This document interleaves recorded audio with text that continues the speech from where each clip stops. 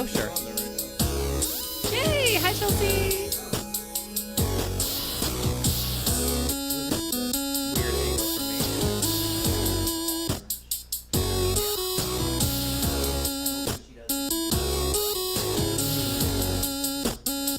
That was a fun show.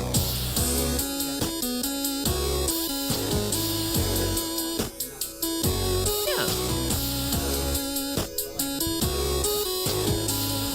That was fun. I was drunk for most of it. It was great.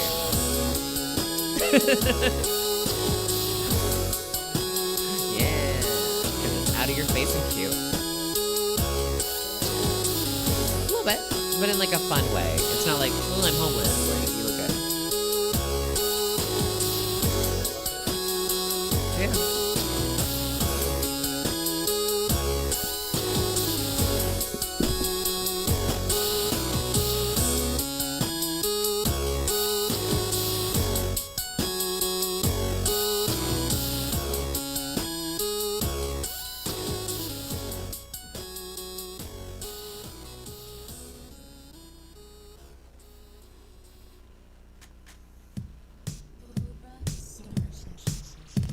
Welcome to the virtual Stab Comedy Theater.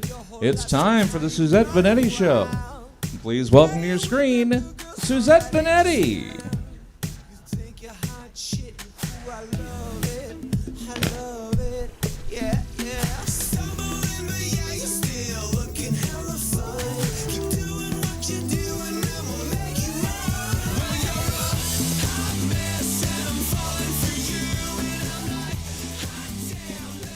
Hi everybody, welcome to the Suzette Veneti Show. It is April 4th, it's Easter Sunday, and yes, we started 3 minutes late, but that's because today's a special day, and we didn't want it to be like all the others. It's the 50th episode of the Suzette Veneti Show, so welcome, thank you so much for being here. Not the guest that was advertised, but I have a great guest nonetheless. You will be like, what? That's your fill-in guest? And I'll be like, I know, how lucky am I? So we'll have that conversation mentally because I can't hear you. So give me a second. We're going to talk about some news and technology, right? Okay, here we go. Placer County Sheriff Devin Bell linked the coronavirus vaccine to the death of a 64-year-old Placer County resident who died hours after receiving the vaccine. Of course, this is nonsense, as millions of vaccine shots have been given. Sheriff Bell clearly is a vaccine hater. Science experts everywhere said the shot had nothing to do with the death of the 64-year-old man from Placer County. One supporter of Sheriff Bell's theory was the racist and Sacramento Sheriff Scott Jones, who was seen with a pointy white hat hood, but was also seen with a speech bubble over his white hooded head that said, "Yeah, I'll just say everyone that my officers shoot and killed died from a COVID shot. That's the shot they died from. This is a great idea." It was a speech bubble. So you can't get me, Scott Jones, because I didn't slander you. Isn't that fun? California counties are easing restrictions as COVID-19 cases decline in numbers. The other state known for sunshine, Florida, saw this and was like, hold my spring baked beer. And they mandated that all residents breathe directly into the mouth on the person, of the person to their left. Florida. Let's see. There was a White Lives Matter march. That's a joke. Don't have to make a punchline. The rest is just news. So, there was a senator in Wyoming. I didn't look this up, but this is great. He was mad because meth was being imported into his state, and he wanted the meth to be produced in state. He didn't like that the meth dealers were getting their jobs taken by people from not the United States or Wyoming. Republican senator from Wyoming. What the fuck's wrong with you? Also, speaking of Republican politicians, Matt Gaetz, I'm sure you guys know this story, but he's a Republican. What is he? He's a representative. So he's a U.S. representative. And he was like, oh, no, child trafficking. Let's not make a law about that. Let's not make sex scandal laws. And then he was caught with a sex scandal. And he called little girls 17-year-old women. And everyone was like, no, that's a child, sir. So, of course, and when I heard the story, they didn't tell me any of that. I was like, he's a conservative politician, isn't he? And then the person told me was like, yeah, and I was like, duh. Okay, that's the news, I think, and I didn't have time to write more jokes because I was so excited for this guest. Also, it's hard being me. Okay, cool. So I am so excited to have with me co-hosting my 50th show extravaganza today. My very favorite person, one of my favorite people, and one of my favorite drag queens, and my drag aunt, Apple Adams. What's good, Suzette? How are you doing? I'm all right. How are you? I'm feeling freaking phenomenal. Thank you for having me. You look phenomenal. Thank you so much. Oh my God. How are you feeling today? We had brunch. Are you good? No, yeah. So we did just come from our brunch show, makeup and mimosas. So I am feeling wonderful, if not slightly tipsy, but like a responsible tipsy because I've sobered up from the silly tipsy. That's good. Yeah. And I drove, so we're like... Sure did. We're good. responsible. Yeah, Yeah. we're responsible like that. Mm. And I just got a message from the next contributor who always brings the tea. Gonna make sure everything's good before we bring him on. But I can't wait to bring him on because there's a lot of tea just in the air. It's vaporized tea. It's going around. Apple, we're gonna talk about it later. Mm-hmm. But Clifton always brings the celebrity tea. He tries to stay away from the local tea. That's fair.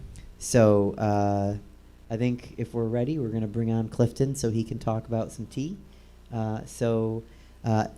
Peers and queers, get ready, get excited for Clifton Ellison. Hey, Suzette, how you doing? I'm all right. How are you? Hey, Apple, how you doing? I'm good, Clifton. How you doing, baby? I'm good. You know, I was rushing trying to be punctual, and I know y'all probably caught me on camera drinking the juice straight out of the jug because Pandemic times. because It's fine. I was trying to rush and be prompt and punctual because, you know, I just want to make sure that the girls get their tea. I know I missed last week because I was doing some wrestling things, and I know I missed the week before because, girl, gay shit. But that's all I'm gonna say. But That could mean a lot of things, Clifton. Sure the hell Yeah. can. yeah, you know, when your friend calls you up and they say that they're breaking up and stuff's getting thrown out and everything like that, and then on Easter Sunday they're posting a selfie together, girl. That's the gays, though. You know that's how we be. So I'm just like, okay, I ain't helping you no more, sis. But if you're getting your shit thrown out, you better call somebody else, girl, because I wasted my day. But I had fun because I was drunk that day too, and I saw the show, and I saw you. So, you know, I didn't know there was another show on Sunday nights. I was like, okay, come on, double dose of drag, like a double dose of who needs Moderna and Johnson & Johnson and things. You get a double dose of drag, you know, and you don't. The side effects are just a hangover. You're not laying in bed half asleep, feeling like you done took 10 edibles, and your arm feel like you got jumped like I was on Tuesday because I got my first shot, and bitch. Unless the drag performer in question is Mercury Rising, and then you'll get a contact high, so you'll probably still be laid out for a couple hours. Yeah, and True, HPV. true.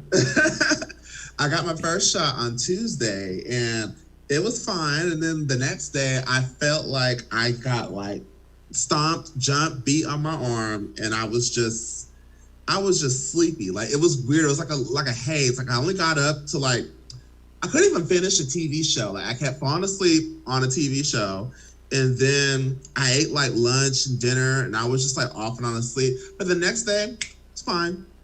So, you know, now as far as the tea, we have missed a lot of good shit, and it always happens to me. The good shit happens when I'm gone. But let's go back. Have we talked about Miss Sharon Osbourne? No, we have not. Girl. So, as we all know, the controversial interview with Prince Harry and Meghan Markle on Oprah, and you know, whatchamacallit, Piers Morgan, and had his whole hissy fit and walked off. And Sharon Osbourne, I don't know if this is her like trying to stand up for her boy or whatever like that. But then she was talking about it. She started getting a little bit in his defense on The Talk. It's like Which the is Wish basically The version of View. You know, it's like if you want like a discount, or you go to like Target. You get like the Target store brand Cinnamon Toast Crunch, same flavor but cheap and different label. That's the top. I never watched it before, so Up I and couldn't up, tell you who up it's and up from. Toast Crunch. There you go. Oven. Compare it to the Cinnamon Toast from Crunch. France. There you go. I got a story about the cereal after this, but so then Sharon got to talking, and then she basically said some off the wall shit to the black co-host, who is Cheryl. Jesus, I'm not even drunk, so I'm trying to think. I should have took notes on this shit because I don't even. Cheryl Underwood, there we go. Who is the black co-host on the show? And basically, it's one of those conversations where you're getting gaslit by a white person, and then as a black person, you can't respond the way you want to, because if you do, then they're gonna flip it and play the victim. So I gotta give props to her because she was super like calm, talking to Sharon calmly, but then Sharon flipped it and started crying and was like, "Oh, well, you should teach me." Da-da-da-da-da. Women, you are a woman of a particular age and you have this thing in our hand. You have a cell phone that has Google and everything else in it. I'm tired of trying to educate y'all on things that y'all should know. You know how to talk to people, and you know what's racist and what's not. And if you don't know, you can look the shit up yourself. I'm tired of educating. But Cheryl, bless her heart, she kept it cool. But then Sharon got to crying and shedding white tears, and then the whole show went on hiatus. So now you got staffers, caterers, hairdressers, everybody on the show behind the scenes that are probably not getting paid for a low pay because this bitch done fucked it up for everybody else. And then all of a sudden, the street started talking. Holly Robinson Pete and Leah Remini talked about how Sharon Osbourne called Holly Robinson Pete ghetto. Holly Robinson Pete is not ghetto. That's the thing. Holly Robinson Pete and ghetto, the only way that would belong in a sentence is if you put "is not" in the middle, because Holly Robinson Pete is one of the most classiest women I've ever seen. She is so classy. And Leah Remini, yeah, she may have a little mouth on it, but still, just that word, especially coming from a white person to people of color or people who, or just people who are from different places, it just, I feel like that word should just be deleted anyways. But it was very like, okay, girl, where there's smoke, there's fire. Then other people started coming out and everything like that. And then now she done boo-hoo her ass off the show and got paid $10 million to leave. Bitch, I wish I could get paid $10 million to leave my job, girl. Right? Bitch, I'll be like, psh, I'll be on the phone right now. Girl, I don't care. Click. Bye. Log off, But I still have bills to pay and I know how to talk to people. Allegedly. I love doing this show, but if Jesse was like, "Hey, Suzette, here's $10 million, never come back," I'd be like, "Well, that's you know what? That's it. Podcast from home." That's right. I say that I just feel bad for all the staff on the show, because it takes a village to do a show. Like, that's not just a one man, one woman show. It's a whole crew of people, and then people ain't getting paid because you want to sit here and cry boohoo tears and don't want to take responsibility for your words, and now you done got the shit kicked back at you. Anyways, what else happened in the last 2 weeks? Oh, talk about Cinnamon Toast Crunch. Did you hear about the man who found shrimp tails in a Cinnamon Toast Crunch? I did. And he's married to Topanga from Boy Meets World. And there's this whole big old thing. That was the big shock to me, just finding out that he was married to Topanga. I was like, oh, he's actually somebody. That Oh, he like was a married to what the Topanga? fuck? Yeah. I just ignored Boy the story. Meets World, bitch, yes. Okay. It was, but then when I saw it, and people were like, "Oh, he had to put that in there. He had to put that in there." But then I looked at it, and I was like, "This is just so random." That of all the people that gets it, it's you, and your wife is who your wife is. And then the compartment was like, "Did these hoes have some Red Lobster the night before and got the leftovers out and were just like, Well, see, my favorite thing about all of that was that, like, I think for a second there, Cinnamon Toast Crunch responded, and they were like, "No, it's a little extra toasted, sugary, like bits." I'm like, "Bitch, that's a shrimp tail. Shrimp tail, girl. Don't try to save face. That is 100% a shrimp tail. Just cop to it, or call them out and be like, you put it in there. But either way, don't pretend it's not what it is. That makes it so not kosher. Right. I mean, not to. Yeah. No shellfish in the cereal, folks. Yeah, no. So I don't know if she can join us verbally. What's the word? Audioly. Orally? But like Orally? AUR, not in a sexual way? I don't know. We'll have to ask her. She would know. But Chelsea just messaged that she thinks it was a publicity thing. I mean, I think it was. They canceled Girl Meets World, so she's looking for something else. Hey, or at least she's not doing a Ponzi scheme and calling old people and causing fraud like Miss Girl from Real Housewives of Salt Lake City, Jen Shaw. Mm-hmm. And this bitch, she posted 3 months ago. See, this social media gonna get people fucked up. She posted 3 months ago on Twitter.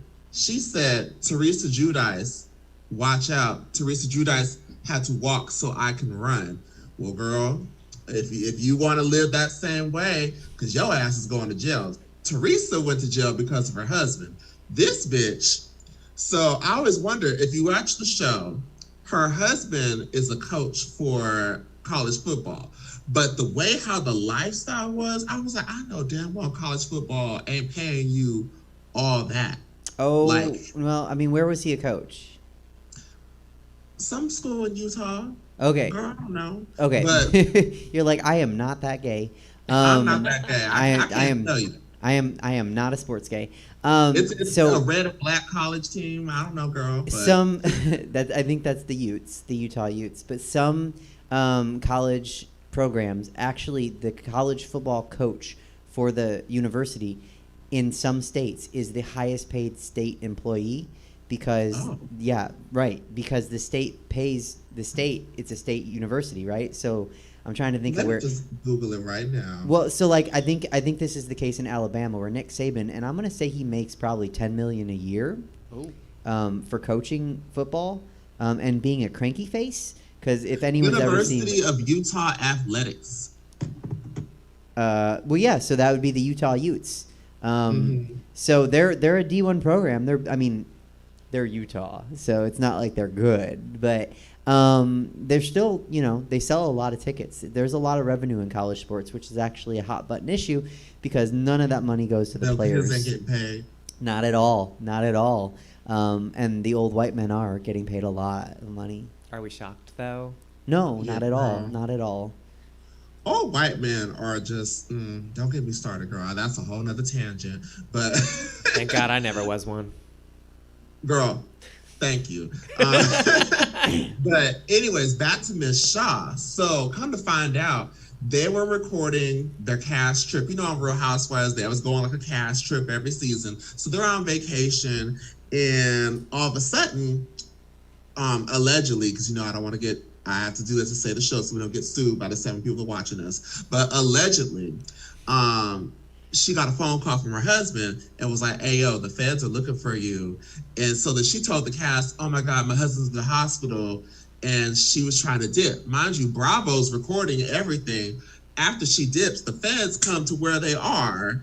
Because, these wonderful things track us down. The feds come to where they are and they arrest her. And then they done got the shit on tape and everything like that. This bitch had a full-on scam where, when they call old people and they get their information and then they take the list and they sell the information to other people to like call them and send spam and stuff like that. And I was like, girl, you are the main one hooping and hollering on the show and everything like that. And I was like, no wonder why. You're so stressed out because you're scamming. Mm-hmm. But I'm also like, if you're scamming, why are you going on TV? Because she's stupid. That's what it is. If you're going to scam and you're trying to be good at scamming, you fucking keep that shit quiet. Because even on the show, they're that's how I everyone's like, why are you with that brunch cast? And I'm like, shh. Yeah, it's this. That's right now, Andy Cohen, Real Drag Wives of Sacramento, right here. Mm-hmm. You gotta watch her. She's trying to be Dorit walked so Suzette can run. You know what? I'm gonna say Dorit walked so Suzette could shuffle awkwardly. There you go. More accurate. Oh, goodness gracious. So we talked about that. So she got the list. She's going to jail, and it's just a hot ass mess. What else happened in these last few weeks? I just been so tired of Black folks being offended by this shit. And I was just like, girl, you're mad because he's gay. Lil Nas X had that wonderful video, the Montero Call Me By Your Name video, and the Black folks are so mad. Well, I would say religious folks are mad too, but I've been seeing more like my aunties and cousins saying shit, and I was like, girl. Oh, trust me, the white religious folks are just as mad, if not more so. Well, I kind of pissed off a family member because they were like, oh, Lil Nas X is the worst thing to the Black community, and I said, but you have kids that I know you ain't seen and paid child support for years. But yeah, go off on the man twerking on the CGI demon. Mm-hmm. And if you actually watch the video, it's satire because we're always told we're going to go to hell. We're going to go to hell. So it's like, well, shit, if I'm going to go, I'm going to run the bitch. I'm going to absolutely go. Yes, absolutely. That's why you have to give him credit. But people were so mad. And then those shoes. People are, oh my God, those shoes. I'm never buying Nike. Da-da-da. Well, they're not Nike shoes. I mean, they're Nike. But one, they weren't Nike shoes. And two, bitch, you're a cashier at Safeway making $45,000 a year. You ain't buying no goddamn $1,000 shoes, girl. Get it together. Were you really going to buy them shoes? You so mad about this shit. Were you really going to buy them shoes? And you mad about this, but we got Sabrina, the teenage witch, saying, thank Lucifer. We got a show called Lucifer where the girl's fucking Satan on the show. Mm-hmm. But then you mad because somebody gonna twerk on a CGI Satan and go to hell. The world acts like they're ready for this, but clearly they're not. They want to say that we're all inclusive and we're all down for it, but the moment you see a gay person calling you, not only that, but a gay Black person calling you out on that bullshit and saying, okay, let me go to hell then if you think I'm going to go to hell. And for people to respond the way they did, it's like, okay, so you're telling us it's bad, and when we own it, then suddenly you're all offended. It's like, no, girl, you can either be on the same team as us or you can fuck off. That's it. And it's just the hypocrisy of it all, because I'm like, okay, we literally have hit television shows and movies and franchises, billion-dollar franchises built on obsession with demons, cults, the devil, and things like that, though. But then one little 4-minute music video is just, oh, the children, girl. Well, and can I, I know people have made this point. This is not a revolutionary point coming from me. But, if your children are watching that, then you're allowing them to. How about being a better parent? You're letting you can stop your kids from watching music videos if you're, I don't know, the dad from Footloose or whatever causes you to want your kid to watch music videos, whatever the fuck your life is. I don't know your journey, racist, closeted dad. But, girl, be a better parent. Say it again.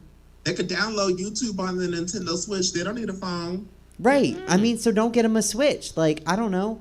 Or let them see it. Expose them to different things. That's okay. Yeah. Well, don't get them a Switch, or maybe go outside and get the Switch. I don't know. Raise your own goddamn kids. Shit. Absolutely.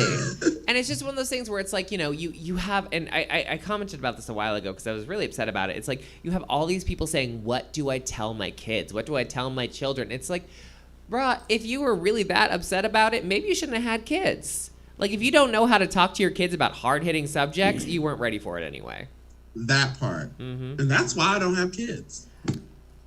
You and me both, because I've said this before on the show. I don't know who would want to call me mom.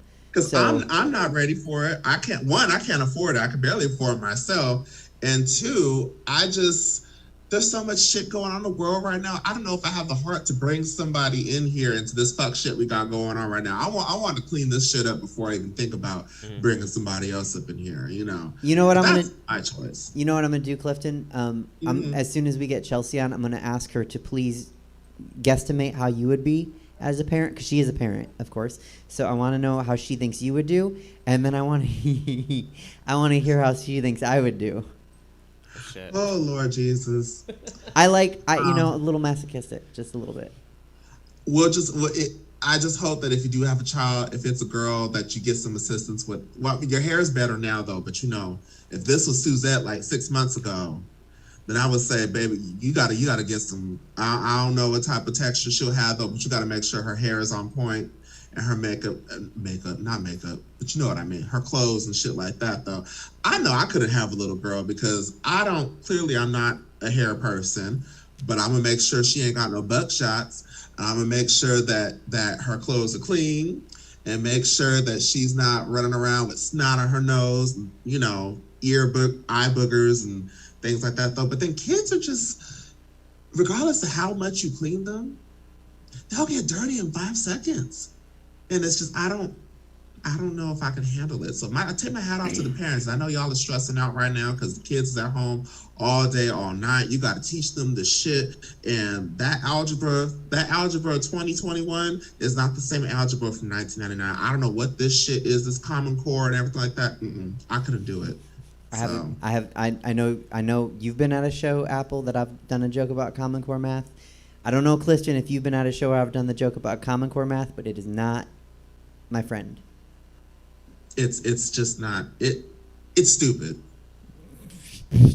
Yes. It's very stupid. What else has happened this week? Oh girl, this is the longest season of Drag Race ever. Yes. Are we almost done? How many do we have left?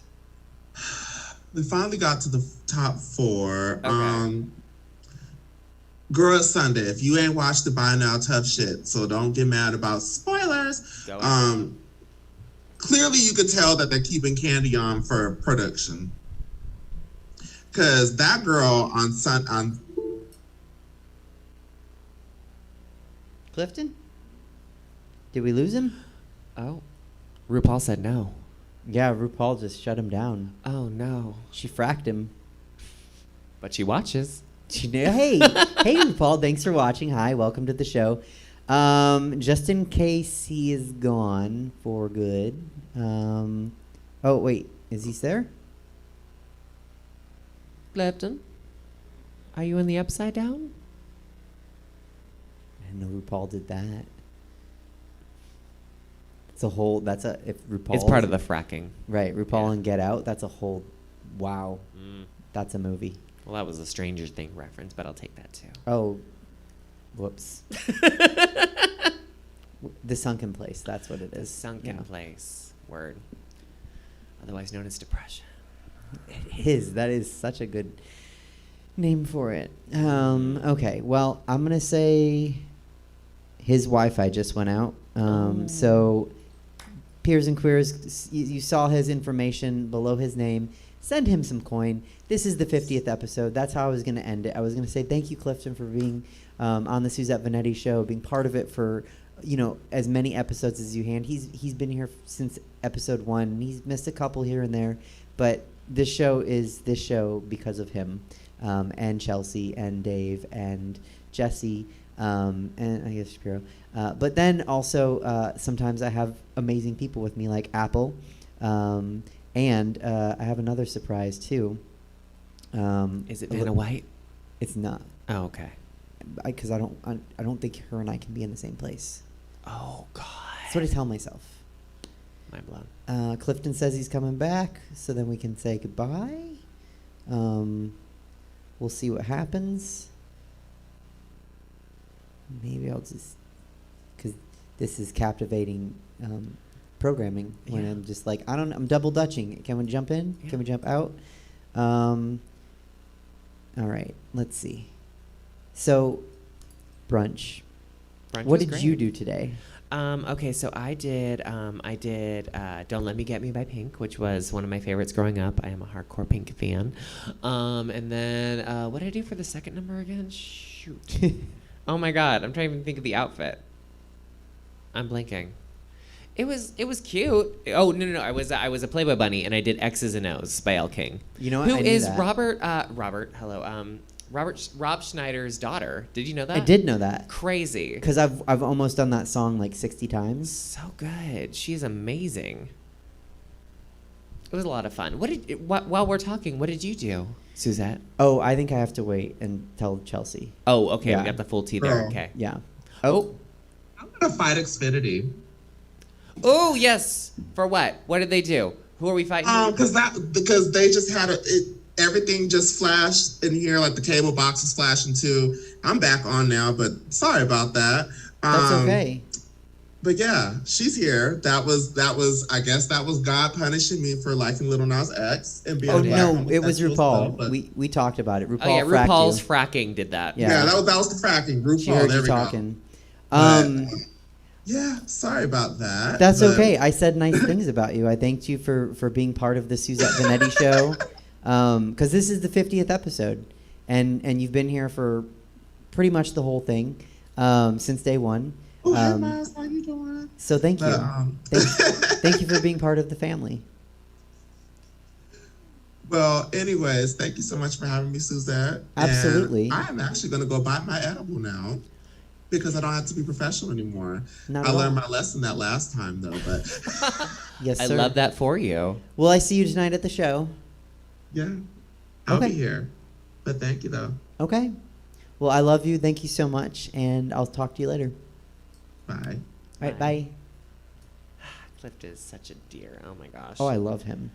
That is Clifton Ellison. Like I said, you can send him some coin, pandemic, blah, blah, blah. While I'm at it, to asking you to send coin, right above my cute little head is the information for Stab Comedy Theater right there. You can send them some coin. You can give them a follow. 7-day-a-week programming. I'm not going to ask Jesse to pick his favorite show because they're all his children, and he loves them all. But Jesse, what's coming up? Anything fun and exciting coming up? I mean, just the same regular sort of stuff we got going on. Just trying to get the next thing set up here. Just check out the full calendar of events at stabcomedytheater.com to keep up with everything that's going on over here. Yeah, 7-day-a-week programming. Our next guest on the show has a show on Wednesday nights here at 9? Yep. 9 p.m. called Drawing a Blank. And it's a fun, it's a Pictionary-based show. She also has her own game show called Who Wrote This Shit, which, Apple, you're on often. Often I have so much fun with that show. Oh Yes, my God. April Adams. April Adams, April Autumns, whatever they come up with, I just go with. Yeah, no, those are all the names that just one guy called her in one episode.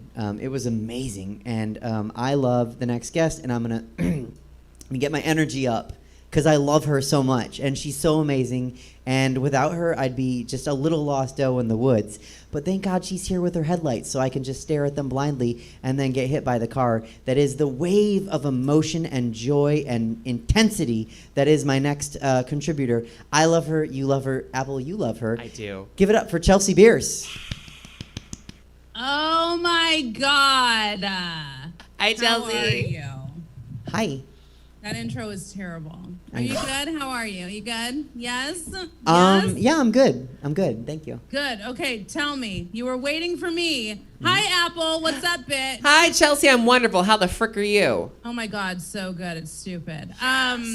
So what did you do at brunch? I feel like you're really excited about it, and I'm excited to hear your excitement and then shit in your mouth. Go ahead. Let's talk about it. Okay. What is it? I don't know if I'd say I'm really excited because like I have been coming with some really good stuff lately, and Okay. and I don't know if today was like tens across the board, but what now I'm having trouble remembering. Oh, I know what I did. I did Lady Gaga's Bloody Mary, dressed as Mary Magdalene. Maybe Apple wants to talk about that. And maybe? What's that? You don't know what you wore? No, I know what I wore. Okay, Apple, why don't you go ahead? Okay, Chelsea. So I don't know what your religious background is, Chelsea, but are you familiar with like the Christian Catholic sort of religion a little bit? Yeah, I would say my religion is iffy. Same. But yes, I do. I was raised Christian. Same. Okay. So you know that Mary Magdalene was, I don't want to say the whore, but that's basically how everyone calls her. Like she was the... Call her a whore. Okay, so she was the whore. Happy Easter, everybody. Happy Easter, there's a whore. So Mary Magdalene was the whore that followed Jesus. And then the woman that gave birth to Jesus was also Mary. She was the Virgin Mary. Suzette Veneti Which is the opposite of that's the opposite of the whore. very opposite. You got Virgin Mary, you got Slutty Mary. They only had one name for white girls back then. Just Mary. Yeah, just you're Mary. Mary. Yeah. Suzette, being a fabulous person who more coincides with the Jewish religion than the Christian and Catholic religions, didn't know there was a difference between the Marys. No, I knew. Okay. Oh my God. I knew there was one's the mom. Okay, first of all, because I have this whole joke about Jesus being a drag queen. The whore is actually the mom, because never again in history. You just lost 6 of your followers. That's fine. Never again in never again in history. First of all, Apple, he lost 6. Suzette lost 6 viewers. They're definitely not following this shit. Okay. So let's keep it Right, real. right. Okay, All right, so- I'm gonna ask our next surprise guest after you what they would do if the husband came home and the wife was like, I'm pregnant, and the wife was like, and the husband was like, it's not mine, and the wife was like, oh no, because it's God's. That's never happened again. She was lying, and Joseph was dumb, and he was like, oh okay, that makes sense. What? No. Who was not a whore? Mary Magdalene. She was a supportive girlfriend. Okay. Well, but she was also a whore too. And that's fine. Look, it's oldest profession. Like Oldest profession is fine. What is But- happening? So Oh here's- my God. she could either be a whore, a lawyer, or a comic. Those are the 3 professions that were available to people In back then. Jerusalem? Okay. Yeah. Well, so Jews here's and, the thing. Jews and comics. So regardless, Oh my God, there's so much to unpack here. We do not have enough time. not enough time, but we're gonna have what a minute. in the hell? She could be a whore, a lawyer, or a comedian? Those were the 3 Those are her Jerusalem 3 options jobs? in Jerusalem. Those are the old professions. What other professions are that old?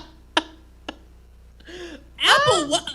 You're allowing this shit on this show? What It's is not this? my show. Jesse, Talk to me about it on Monday. Cut the goddamn feed. This is ridiculous. Oh my God. So the whole are we- point- So what happened? You didn't know which Mary you dressed up as? Okay, I knew who I was. I wish you dressed up as like Mary J. Blige and then like totally fucked up. Like I wish it was like a totally like. And the Lord said, we don't need no hateration, no holleration. Not in this dancery. Right. Yeah. That is a proverb. No hateration. Exactly. And that was told by one of the comedians in Jerusalem because there was only 3 jobs. Was she a lawyer too? So much. Okay. Okay, so I was trying to go for Mary Magdalene, but when you get a biblical costume, which I am not a sewing drag princess, like I don't make my own costume. Some things don't need to be said out loud, but yes. Okay, go ahead. I love this show. I love you, Chelsea. Yeah. So I bought a costume, a biblical Jesus era woman costume. It was a Mary costume. It does say Mary. Side note, we owned the same costume. I just bought the same one like 3 years ago. Okay, so it does say yeah. Mary, and I was like, okay, you know what? That's probably what it's sleeveless. That's probably what whores wore back then. They were like, look at these arms. If I may interject, just real quick, Yep. Chelsea, to get you on the same page. It is a full-length robe with a shawl that goes over your shoulders and almost like a nun-like habit. Nothing about that reads whore. So because so am I a whore right now because I have a tank top on? I can't see you right now, but if your arms Heather are has a tank exposed, top then on. yes, you're a whore, maybe a lawyer. We're whores now. We're Jerusalem whores. 'cause Might be our a arms are lawyer. out. Yeah, you could be a lawyer, comedian, a Jerusalem. Not with my whorish arms showing. Not with that. I'm not saying you're a whore. I'm saying that's what they said. What? Why? Because Because- you bought a robe and because your arms are showing, you're like, this is the slutty one. Why? Why is that your thought process? Look, she's What? a biblical expert. Don't Okay, argue with hold her. on. Hold on. Time out. You didn't cut it up or anything. I cut every T-shirt I get in life. I cut it. That's a because skill. I cannot wear a fucking habit. I can't wear what you wore thinking you were a whore. I didn't like look at what I wear normally. I am a whore. I didn't like wearing this full-length robe. I was like, I feel chaste. You could have taken some scissors and just been like, So oh, cut now I'm it, acting like I was or about do to cut an it into a 80s mini tie. robe. Tie it in a fucking knot. This is dumb. So you did your drag performance. Wait, what song did you do dressed as a judge? What song did you lip sync to dressed as the most non-whore whore? Tell the woman, Suzette. Bloody Mary by Gaga. Okay. And you didn't, oh my God. Okay. I had, because I know what you would want to see. I had a loaf of bread that I broke. I had a Bloody Mary drink, 'cause duh. And then in the middle of the song where it gets like, oh, Gaga, like two gentlemen carried me around with Jesus, and I did Jesus arms. Oh my God. That's what opened the show, Chelsea. No, Yeah. Apple, it is absolutely not. It absolutely Shut was. It was. If I was doing Bloody Mary dressed as Mary, guess what? My fucking whore Mary would have just gotten her period, and it would have been all about fucking menstruation. That's how I would have done it. Topical. Because it's funny. Don't make it real. You did the fucking cross thing. You brought a loaf of bread on. It was a baguette, so it was funny. Baguettes are never not funny. God. Do you know what we just learned on Who Wrote This Shit from Justin Elizabeth Sayer? We just learned that the first dildos were made of bread, yo. That's real life. Look that shit up. Clifton's done. He's going to go to the bakery right now. That's real life. That's a yeast infection. The first That is a yeast dildos infection. were made of bread. Wow. And I'm obsessed. That's a whole different meeting to get I'm this talking bread. about it on stage all the time now. I'm like, that's where the term yeast infection comes from. If they had a website, it would be only brands. I mean, I have jokes now. We're writing jokes. The bakery is open. Oh, how's that loaf feel, girl?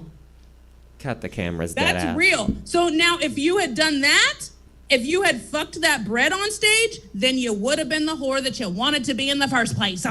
Fuck bread, Suzette. Fuck bread. You know what? I will take these notes and I will fuck bread next show. I'm going If to you clear don't fuck bread, Apple, I'm going to text you next week if Suzette does not fuck bread. I'm gonna be here with a gun to his head and her head and some bread. caveat. Thank you. Caveat. I'm running this by Taryn because I'm not going to fuck bread at brunch. And she's like, I see that, Heather. the fuck is wrong with you? I do not run it by Taryn at all. I want you to just fuck bread without any sort of context. That's right. She's not going to give me $10 million, which, by the way, Chelsea wrote that in the chat when that came up. She wrote, all I have to do is give Suzette $10 million and she'll never do the show again. Tempting. If you start a GoFundMe, you will get $10 million in a week. Dead ass. To end this show. From the four shut viewers, the fuck up. four viewers It's are going to raise $10 million. To end this show, Jesse will put in $1 million by himself. He doesn't want to do this shit. Come on now. This is ridiculous. All Okay, right. that was one I don't number. even know what I'm doing. I need to go eat dinner. My mom's here. Okay, so that was one number, and then my second number was, oh shit, what was it? Oh, it was "Kill My Boyfriend" by Natalia Kills, which was done well. And which whore outfit did you choose this one? What did you do for the which full length floor gown did you wear like the slut you were trying to be? I have not eaten today, so I'm not really nice. I wore a short halter top rockabilly flared skirt dress. Okay.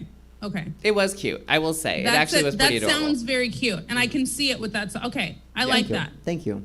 Yeah, you should have opened the show with that, but it's Easter. You got to open the show with. She wanted to scare the Christians away real quick. Yeah. And then she was like, okay, now that there's empty seats, let's do this show.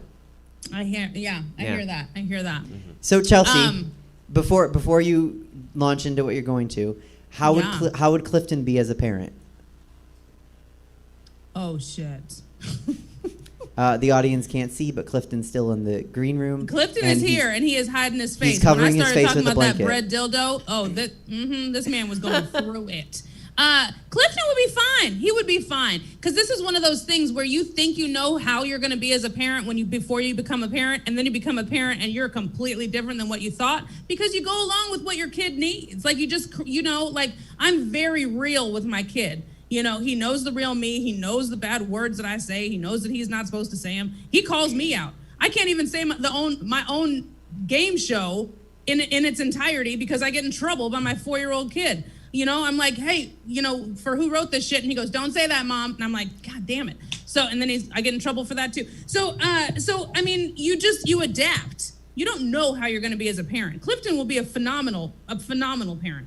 Right now, he would be a really fun uncle. Like I would bring my kid around Clifton and then take him away swiftly. Like after he took the bite of edible, it's like, okay, well now you have had your fill. Like you're done. So, but he would be fine because once you know that this is happening in your life, you morph into this new existence.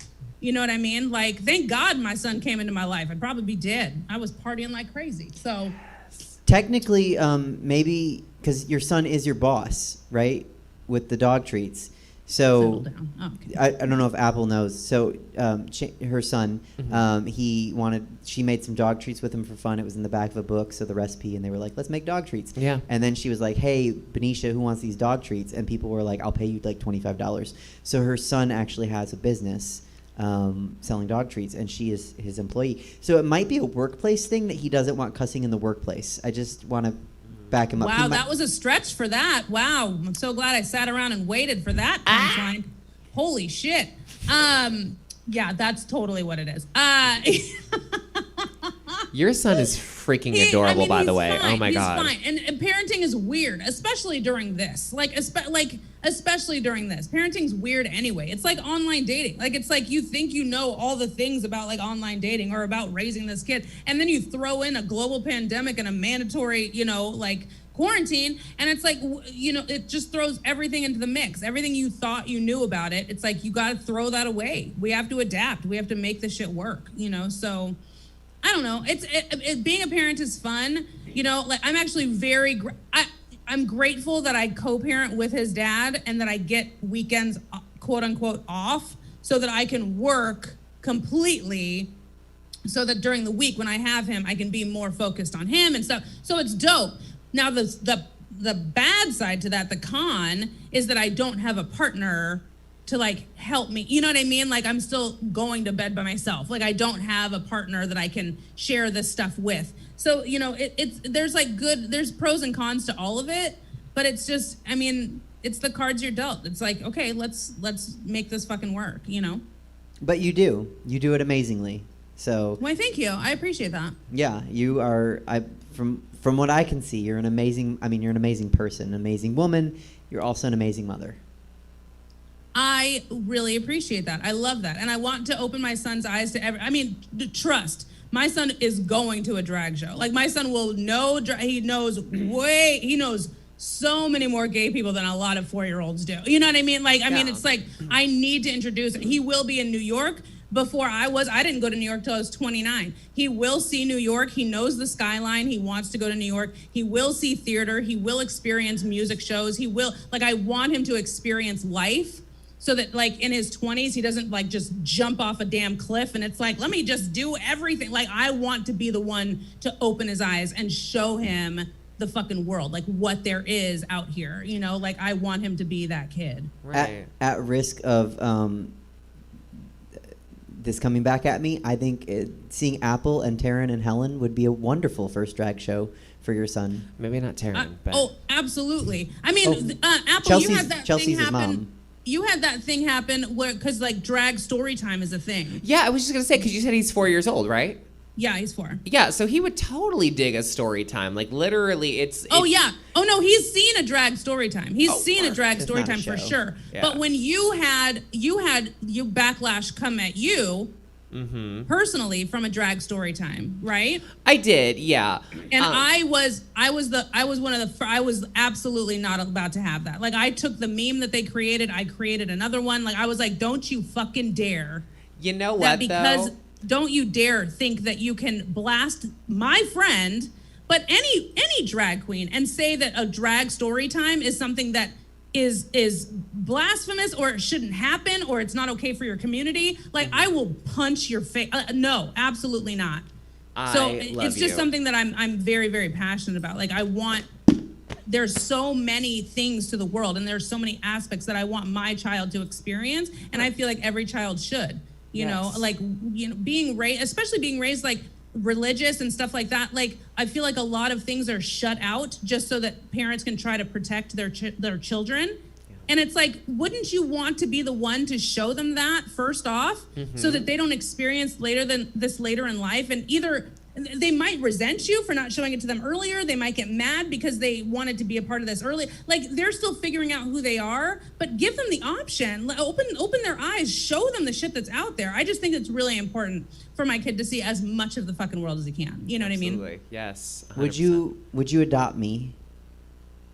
Oh, shit. You think I have the time or resources to help you with where you're needed? I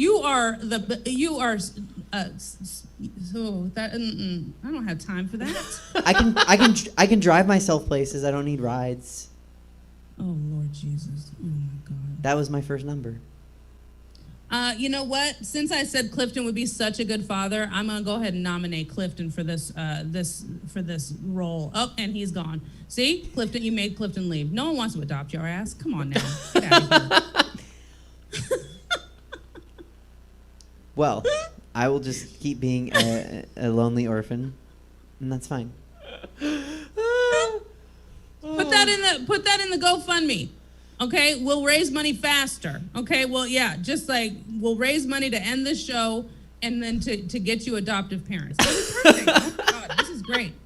This is great. This is like your Make-A-Wish. This is perfect. I have a delightful drag family that loves me. Well, thanks for. So, like I said to Clifton, we've done the show 50 episodes, and you have been the backbone and soul of the show. So, thank you. Chelsea. I did. This has been a lot of fun. And actually, I wasn't originally supposed to be on this show. No. Like, as a weekly thing. No. I mean, it kind of started with a little scandal, but you'll have to go back and watch that. But, I mean, it's fine. It's fine. They didn't want to come back, and it's all right. I'm here. Look, I'm happy about it, and you might not want to adopt me, but something compels you to come every week. That's right. That's true. Yeah.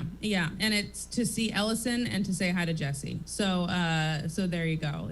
I want to say hi to Clifton and I want to say hi to Jesse, and you just happen to be here. You know what? If that's my role in life, to be just a matchmaker, it's a lonely one, but I'll take it. Well, I love you to pieces. I love you too. Apple, I don't know if we have dates for. Do you have a Who Wrote This Shit date? I do have one coming up. I was actually about to ask you because I'm not sure if it's tomorrow or if it's like next week. But I know I'm supposed to be doing one with me and Helen Heels. So I'm really excited about that. Yeah. Oh yeah, I think that's actually the first week in May. I think. I'm so off then. Work. Okay. But yeah, you're fine. You're fine. We're gonna have a drag episode with Apple Adams and Helen Heels on Who Wrote This Shit. It's gonna be so much fun. So, but yes, I love you to pieces. Happy 50th episode. Thank you. Yes. And yeah, I will see Jesse. I'll see you on Wednesday for Drawing a Blank here on Twitch. Thanks so much, guys. I'm gonna go eat. Happy Easter. Bye. Bye. Chelsea. Chelsea Bearce, everybody. Her information is good. below her. Send her some coin. Her son is a tough boss, and probably the wages aren't good. Mm-hmm. So follow her. She's great. Shows are coming back. Comedy shows are coming back. So she's out there.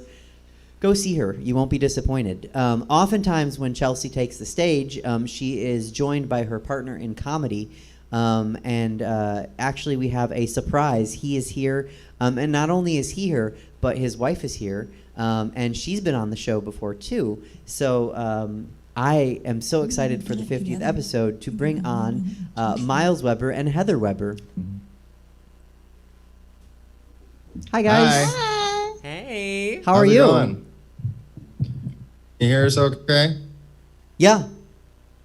All right, perfect. Beautiful. Yeah, we were just chilling. We heard you talking about the shrimp cinnamon toast crunch gate, and I just want to make sure you had all the facts. But I think we're your guest now, so what's up?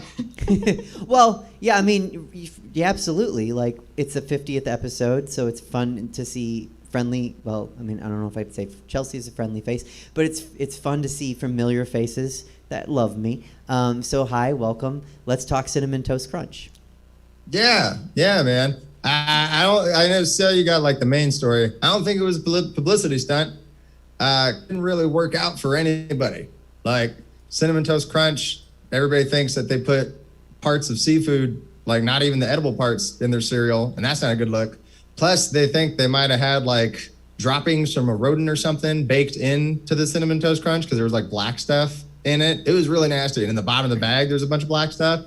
But it wasn't good for him either, or Topanga, because after that story went viral, everybody online came out and started saying how that dude has like been stealing ideas from comics for years and podcast ideas. Apparently he's just an asshole and an abuser. So apparently there's been women coming forward saying he's very abusive and manipulative. And so him and Topanga have been dark on social media since this all happened. So yeah, I don't think it was a publicity stunt because everybody's fucked. But it could have been a publicity stunt that went sideways for him, right? That's possible. Maybe, yeah, if he was trying to like play this whole thing off and be like, hey, I want a big payday, and he put the shrimp in there, this could be like a Keenan and Kel thing, if I could be super obscure. I don't know if you remember when he put the screw in the tuna. Okay, that's one person at least gets it. All right. There was an episode of Keenan and Kel. Okay, where I Kel was had there. some tuna. Okay. Yeah, Kel had some tuna, and there was a screw in the tuna. And so Keenan was like, oh, we're going to be rich. And so they had this whole court case where they were going to sue the tuna company, and they were going to settle for a lot of money. And then they were like, nah, we're not. And then in the end of the episode, he put the screw in the tuna. So yeah, maybe it's like that. Yeah, I mean, I think, because honestly, like, what general cinnamon toast, I'm going to stretch here, and cinnamon toast crunch is probably a General Mills cereal. They're not making seafood. No. So no, how does that like if some like Cheerios got in the cinnamon toast crunch, like that would be like, okay, some like Cheerios fell from the Cheerio But don't conveyor. you think they have like separate factories for separate cereals? No. Oh. No, this is America. You're going to put as much in each other as humanly. Shove it all in. If you've seen what they do to like animals that are alive in this country to get them, imagine what they're doing to something that's already dead, like cereal. Look, whatever they do to the animals is fine, but just treat the cereal humanely. That's all I ask. Don't Leave the cereal alone. Leave the cereal alone. It's a human. And the people that are putting their bread in the animals in the cereal. Yeah. Keep your bread out of there. That's right.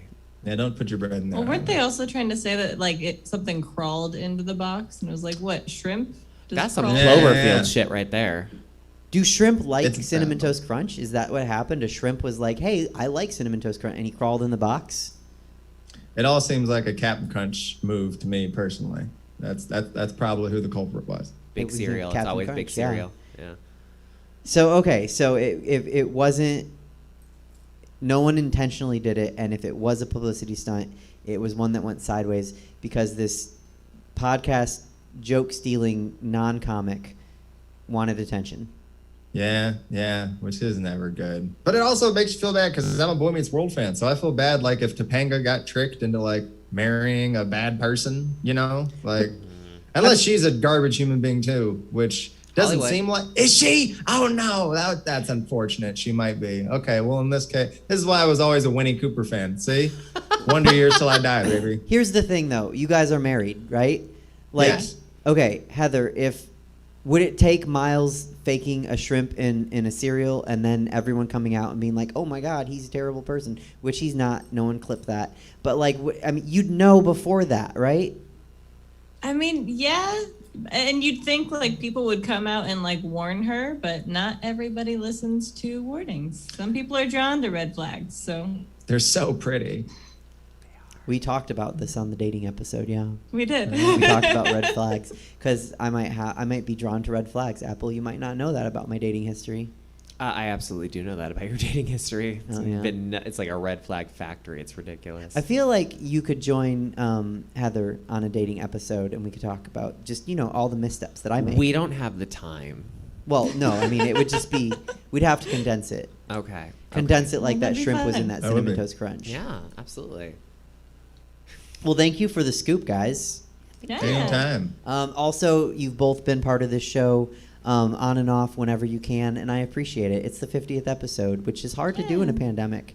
And you guys Yeah. have been here and helped me out, and you watch, which is the most important part. So thank you both. For Of sure. Yeah, I course. realized him and I don't think I've ever done it together. I've always done it with Chelsea. Yeah. So. Yeah. So nice to have us on. Yeah. Happy 50th, girl. That's Thank you.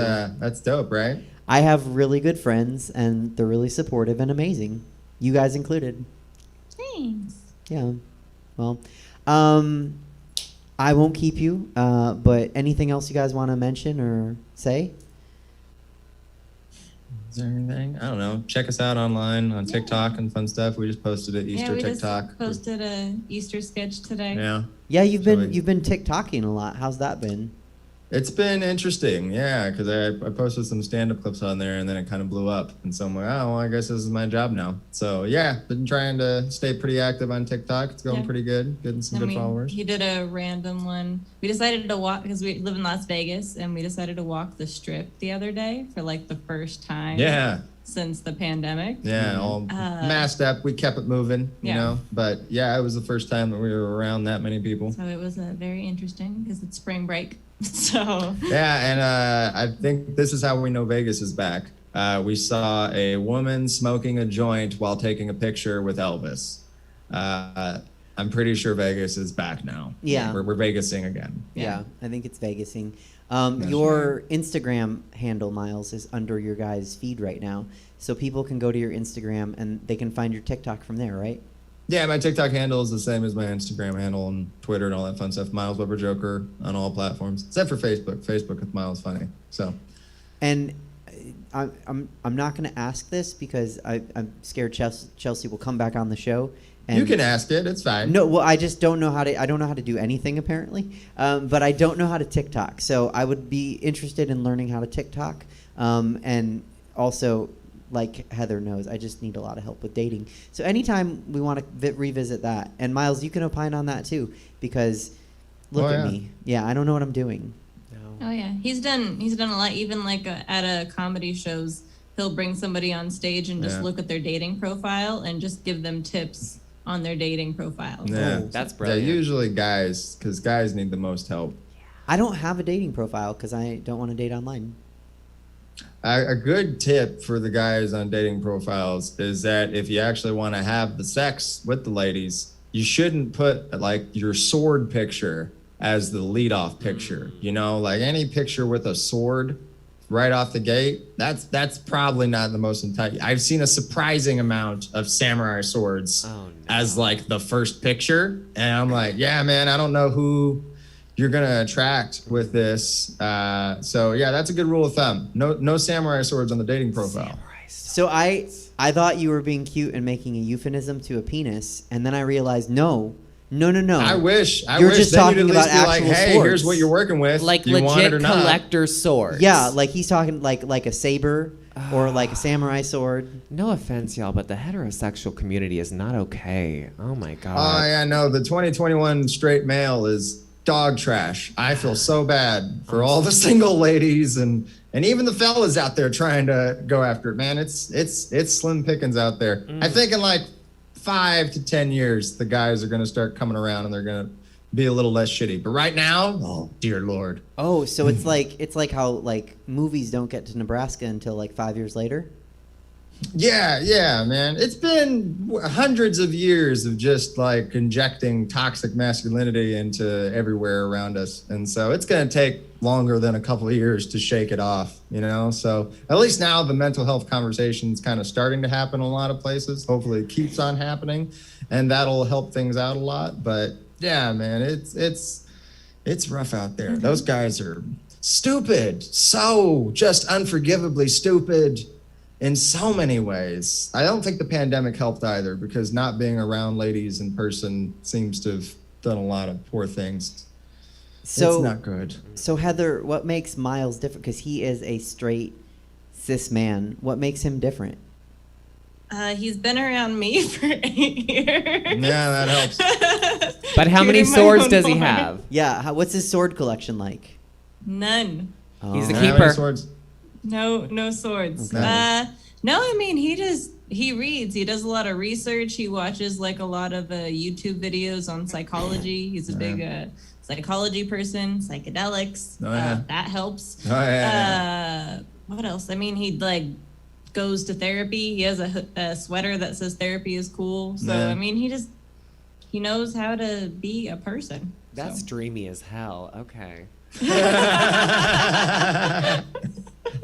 I used to be an egregious piece of shit, though. Yes. All things aside. But we work on ourselves. That's great. Yeah, when I was just me being a person by myself, and before her, man. Yeah, no, I was definitely coming out of the monster factory of just like, centuries past of family where the guy was the problem, and so I was on that track, and then quickly deterred the track from a mixture of life and then her coming along, so it definitely helped. But yeah, no, man, in my early 20s, I sucked out loud, super bad. Like, it wasn't okay. Yeah.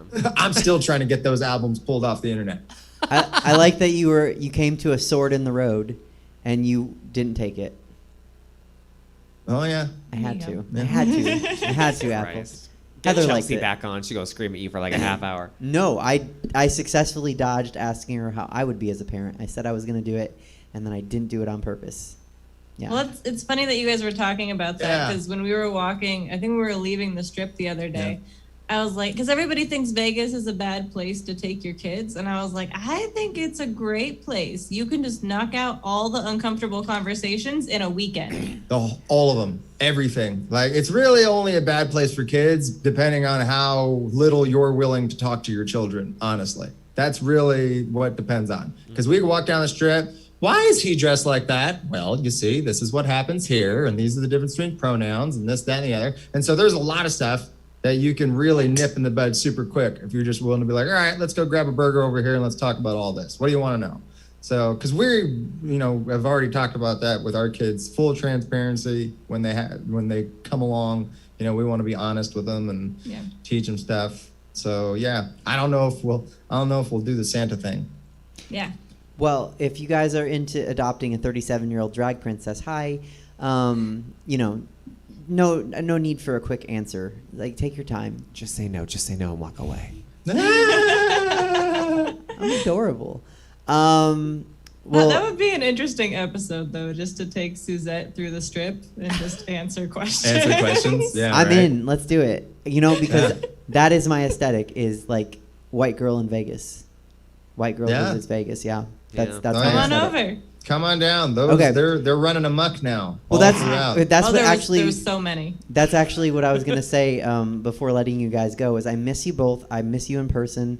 I know you might be back around, and I hope I get to see you when you are. But if not, now that things are opening back up, I can get back to my 2019 plans that were supposed to happen in 2020. But then, and part of those plans are to come bring my show, my live show, to Vegas, and of course have you, Myles, in it, and bring Apple Adams with me because I want creative control over my shows, and I want to know what's happening. So, Well, and then we could actually meet in person because me and Apple, we've never met Apple in person. No, It's and I one feel of like the- one every of time many we're people we together. haven't been able to meet in person over the pandemic. Well, because we've had a couple of episodes Right. together doing Who Wrote This, and like I got to be real, Myles. I didn't know 100% about your career until I started getting involved with it. But after that, I started watching your comedy. You're freaking hilarious, brah. Aw, Oh, he is. Thank you. that's why, because you've done my show, my live show. Yeah. That's why I want you in it, and I want Myles, and Chelsea. Yeah. Like, I know the lineup yeah. already. I know, I haven't booked all the queens because I'm like, well, we probably should book someone from Vegas. Word. But I know what I want in that show. It's going to be amazing. So Yeah. as soon as bring I it can out get here. it, Bring We're all coming. the girls to Vegas. We'll have fun. and then we're going to Yes. film an episode of Suzette and the Strip. Yes. Let's do it. Suzette asks so the about strip. it. Suzette questions the strip. Suzette's gonna strip. Suzette's going to strip. Yeah. Okay. That'll fit right in. So. Really. Especially look, Walk around with some handcuffs. That seems to be the things that girls do. They just walk around with their ass out and try and handcuff guys. Oh, I that's got me. spanked twice. Yeah, he got spanked the other day. Yeah. Oh. Well, I'll tell you what I won't wear. I won't wear a robe, a biblical robe. So, Please don't. yeah, never Yeah. again. Never Show off again. your whorish arms. Bring 'em out. I'll show off my whorish calves that day. I'll cut that robe short. Walk before you run, girl. Walk before you run. Okay. Okay. Well, Heather, Myles, thank you so much for joining us. Thank you for the shrimp story. Thank you for some parenting advice and just being awesome people in general. Absolutely. Thanks for having us, and happy Absolutely. 5th year, girl. Congratulations. Thank you so much. See y'all later. Bye. Yeah. All right, peers and queers, that was Myles Weber and Heather Weber. You can follow Myles. His information was there, and I'm sure if you follow him, you'll end up following Heather as well. See him and Chelsea on the stage together, because it's you have to see them together on stage. They have such a great dynamic. They're Oh, don't they? freaking hilarious. Ugh. I want like goals. Well, and so Apple, that brings us to just us. I don't think anyone else is joining. Okay, But work. you are my guest, and I am excited to talk to you a little bit. Myles was talking about the importance of mental health. Let's just start there. Work. Okay. You're an advocate for mental health. I certainly am. Yeah. Therapy is good. What else do I know about mental health? Therapy is good. Depression is real. And you say something now. Yay. Okay. So a little background. When I was 14 years old, I was diagnosed with depression and simultaneously ADHD, which is a fun cocktail of absolutely not. And I think for like most of my teenage years, I didn't really want to kind of look into it because I was kind of just trying to like pretend that it wasn't a thing that was a real problem, and I didn't want to be different than all the other kids and stuff like that. So I kind of just sort of I didn't take my meds for it, even though I had them, and I just sort of like assumed that I'd grow into a healthy brain at some point later in life, and that did not happen. So I think later in my life, especially once it started to get really bad, because I mean I know you know this situation and these symptoms and whatnot, but like when depression would hit me really hard, it would be like days, weeks where I just wouldn't get out of bed. You know, the only time I would like do anything is if I'd like go to the store or if I had to like use the bathroom, make some food, whatever. Otherwise, I was isolated. And then at some point in my life, I was like, this isn't healthy. This needs to change. And so last year, I started going to therapy, actually with someone right down the street from here. Oh, Yeah. very cool. Her name is Carly. She's wonderful. And now that I did it, and I've been going to therapy for a little over a year now through the pandemic, I feel so much better about myself. And I've tried to become more of an advocate for mental health. Like I know as long as you've known me that I've tried to announce how important it is to talk to somebody, to get help. But like as much as I was walking the walk, I wasn't talking the talk, or talking the talk, I wasn't walking the walk as much as I should have been. And so now that I've done that, I see such a significant difference in how I feel and how I interact with people. And now I'm trying to make sure that everybody knows about it. And not just that, but like I think there's kind of an idea that it's something that's so expensive that you can't afford, that I'm here to tell you as a drag queen who makes very little money, like I can afford it and I can do it bi-weekly. So if I can, there's certainly ways that we could figure it out for other people. Okay, so really quick, I'm going to ask you how you find the right therapist. But before I do, I'm going to take some ibuprofen. And I'm telling you this because, one, I'm doing it on camera, so I don't want people to be like, what's she doing? Two, it's because I'm old, okay? And I know you know that. I do. So, yeah. Sure do, yeah. We don't even have to talk about my ancient, ready-to-dust body. Right, Okay. but just so we're clear for the audience at home, Suzette is very old. Very old. Yeah. Deceptively young-looking, though. Sure. So, you are very beautiful. Thank you. Suzette. You are. So when you find the right, like, how do you... have you ever had the wrong therapist? So I guess that's where I'm kind of lucky, because no, I have never had the wrong therapist. The first one that I had ended up being a good fit. We had one session in person, and then like literally a week later, that's when the pandemic really shut everybody down. But I knew, I went up to her and she's like, I'm not trying to get super dark here, but she was just like, hey, how are you feeling? Tell me a bit about where you think you're at mentally. And I was like, okay, I'm not super bad quite yet, but I have a plan, and it involves San Francisco, a high building, and a lot of wine. She's like, okay, so let's talk more about that. And just we had a really good rapport immediately. So it's hard for me to say what it would be like if I had found the wrong therapist. But I will say, when I first was trying to make like some sort of steps to get myself some help, I was 15, so it was a year after I got my diagnosis, and I had talked to a therapist, and I just felt like the therapist was talking down to me and was acting as if like I was just a stupid teenager who was just kind of like there to try and like do some dramatics or whatever. And so like I literally went to one session with this guy, and then I didn't go for like well over a decade. Well, okay, like a decade plus some several years after that. So to some extent, it's very important to find the right therapist, because if you get the kind of the wrong rub from them, I can see how that I know that can turn you off for a while. Like I don't know, like what's your experience with something like that? My experience is, even if you find the right person, it still could not help. Mm-hmm. So a good fit is very important. And Yeah. I think part of a good fit, like you said, at least in my experience, is making sure that you trust the person. Mm-hmm. And so I was actually curious to ask you, like, for a normal profession person, and I'm going to say normal, I'm doing this the same way that I was saying arms are whorish. Like, I don't believe there's such a thing as normal. Mm-hmm. Just like I don't believe showing your arms is whorish. But You say in a jacket. I do say it in a jacket. It's a cute jacket. It's hot, though, so I might take it off and show my whorish arms. Take it off, you yeah, hoary okay, arm let's bitch. do it. Yes. Oh, So, OnlyFans. yeah, look at, here we go. For a person that let's say they work at a bank, they're a bank teller. Mm-hmm. That's one thing for them to go to therapy, and maybe they have work stress. You are one of the best drag queens in Sacramento, if not Northern California. How does that fit into your therapy? I mean, at some point you had to talk about it, right? About like performing in my kind of job. Yeah. And yeah, I mean, we certainly have. And to my therapist's credit, she's never made me feel like my job is like a weird job or anything like that. We've just treated it like it's my 9 to 5 and it's what I get paid to do. I would say, like, if anything, at the end of the day, this whole experience has kind of illuminated the fact that regardless of what your job is or what you do, like, we're all kind of in the same boat. It doesn't matter if you're like a bagger at a grocery store or a bank teller or a drag queen. Like, we all face this wall at some point where we're like, I'm trying to hold it together for everybody else, and I'm not doing a good job of it.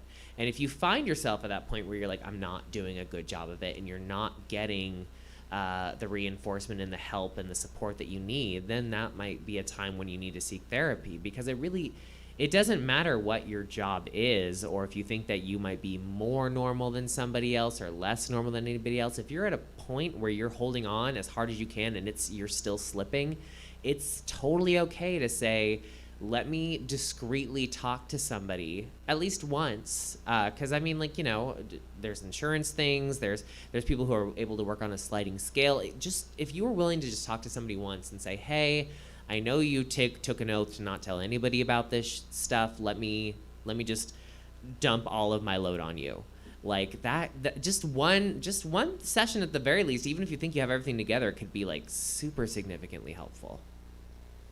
I'm sorry, I got lost when you said dump all of my load on you. Dump all of your load on me. Yeah. God. Hi. Hi. Your load on me. OnlyFans. Well, I took off my jacket, so we're there. We are. But no, I think you're absolutely right. I think it's, and if anything, I'm grateful that the pandemic kind of proved to a lot of people that mental health is health. Yeah. It is an important thing. I don't think societally that we are there yet where people really understand what to do with it, because a lot of people like to say things like, oh, you just keep going till you're better. Is that true for everybody? Because one size doesn't fit all.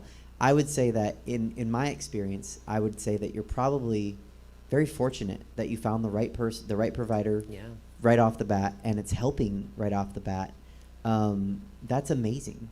And I'm glad for, because I love you, so I'm glad for you, just me as a person. I wish it was like that for everybody. I really do too. You know, it's tough that it's not, and I wish that we knew what to do as a society for people that it's not that easy, because it seems like they're like, oh no, look, it worked like that, so it should work like that for you, and if it doesn't, then you don't want it. Yeah. So what's your feeling on that, when people say, like, because I'm sure this, you've come across this, if you're depressed, it's because you don't want to be happy. Right. Well, yeah, and I absolutely have. And I talk to my therapist about it all the time, because, like, especially after a hard session, I'll just tell her, like, I don't understand how we've come so far as a society to where we can't, like, just find a way to, like, metaphorically crack the brain open, take a look at it, and be like, okay, this is where you're messed up here and here and here, and let's fix it. It's all because it's in your head, and not even an X-ray or a CAT scan is going to help you with it. Like, you just have to go off of talking, and we're all built differently, we all grow differently, we all learn things differently, so there's never going to be a definitive answer to this one thing is going to help you, this medicine's going to help you, this therapy session is going to help you. Like, we're all coded differently, and that sucks, but at the same time, it's what makes it so important to talk to people, because to have somebody say, like, you know, oh, you know, you're just not trying hard enough, or oh, you're just sad, like, take a breather, go for a walk, whatever. Like, it's like, word, that works for you, and that's brilliant. But your code isn't my code, is not your code, is not my friend's code, my mother's code, my brother's code. Like, we're all coded differently, and it's important to keep that in mind, because just because what you feel is one person's bad day might just be a complete and utter breakdown that they need a full overhaul for. Yeah, absolutely. I think it's come up on the show with actually a comedian from Miami, and she lives in New York, Brittany Brave, and not in the same way, but just how we're different, because we were talking about our jobs, right? And I do comedy, of course, in addition to drag, and we were talking about how we were talking about the how hard it is to have this job during a pandemic, and that doesn't make it worse than other jobs or better than other jobs. No. It is a challenge that we as performers have during a pandemic. And she, you know, it got to a point where it sounded like we were both saying, woe is us, woe is us. And I noted that some people might be watching and they might be saying, like, oh, like, come on, like, what you do, like, you talk for a living. Like, that's it. Like, you get on stage and you talk and you get paid money. And it's like, yeah, cool. Do you want to do it? Because what you do, what I do, what Brittany does, what Chelsea, Myles, what we all do is not the same for everybody. That's my point. It took a long way to get there. But it's actually, public speaking is the #1 fear across the world. So it's like, yeah, okay, you do my job for 5 minutes. Let's see how much you like it. So just the way that not everybody is coded to publicly speak or publicly perform, which I think stops a lot of people from performing. I think they want to be performers, but they don't want to do it publicly. Not everybody's coded for that. Just like not everybody is coded for just therapy and once weekly therapy, or just to be a normal person. Do you ever find that it? Now I asked you if it conflicts with your therapist in any way, which it doesn't. Which is, I'm grateful for you, and glad that it doesn't. Do you ever find that it can, like, depression conflicts with you as a performer?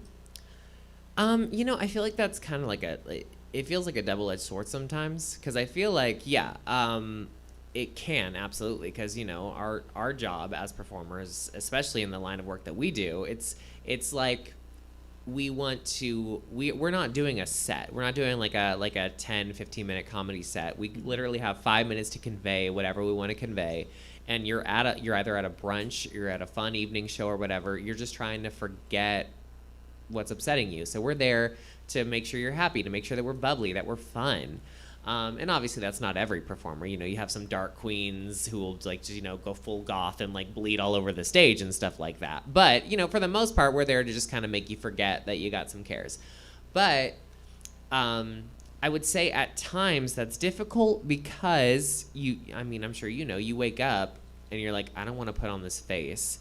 And then after I spend like a couple of hours putting on this face, I don't want to go out and then like try to make other people happy when I'm like dying inside. Like, not to make it a big ass deal like that, but like you feel like that sometimes. It's reality. It is. Yeah. And then other times, it's almost like it's the Band-Aid. It's what helps cure you. It's the idea that, like, okay, I'm in a really bad mood right now, but I'm going to get in a fun outfit with fun makeup, and I'm going to act silly in front of a bunch of people who are going to laugh, and then I'm going to feel better. It's one of those jobs that can be, like, really cathartic, but if you're not in the mood to really, like, get anything from it, it can be a real tax on you to kind of, like whatever energy you had to just get out of bed and put everything on, like, suddenly you have to find a lot more to make everybody else happy. It's like any job. It's all over the place. Which is not a drag queen, find a lot more, but... Find a lot more, that's Aurora's cousin. Right. Yeah. So, I think... What I was gonna say was it can be a distraction, putting all the makeup on and the clothes and performing for people. It can certainly pause, at least in my experience, it can pause the depression. Yeah. But what I also find, and this happens a lot more to me as a comic, I don't get booked, and I talk about that on the show a lot.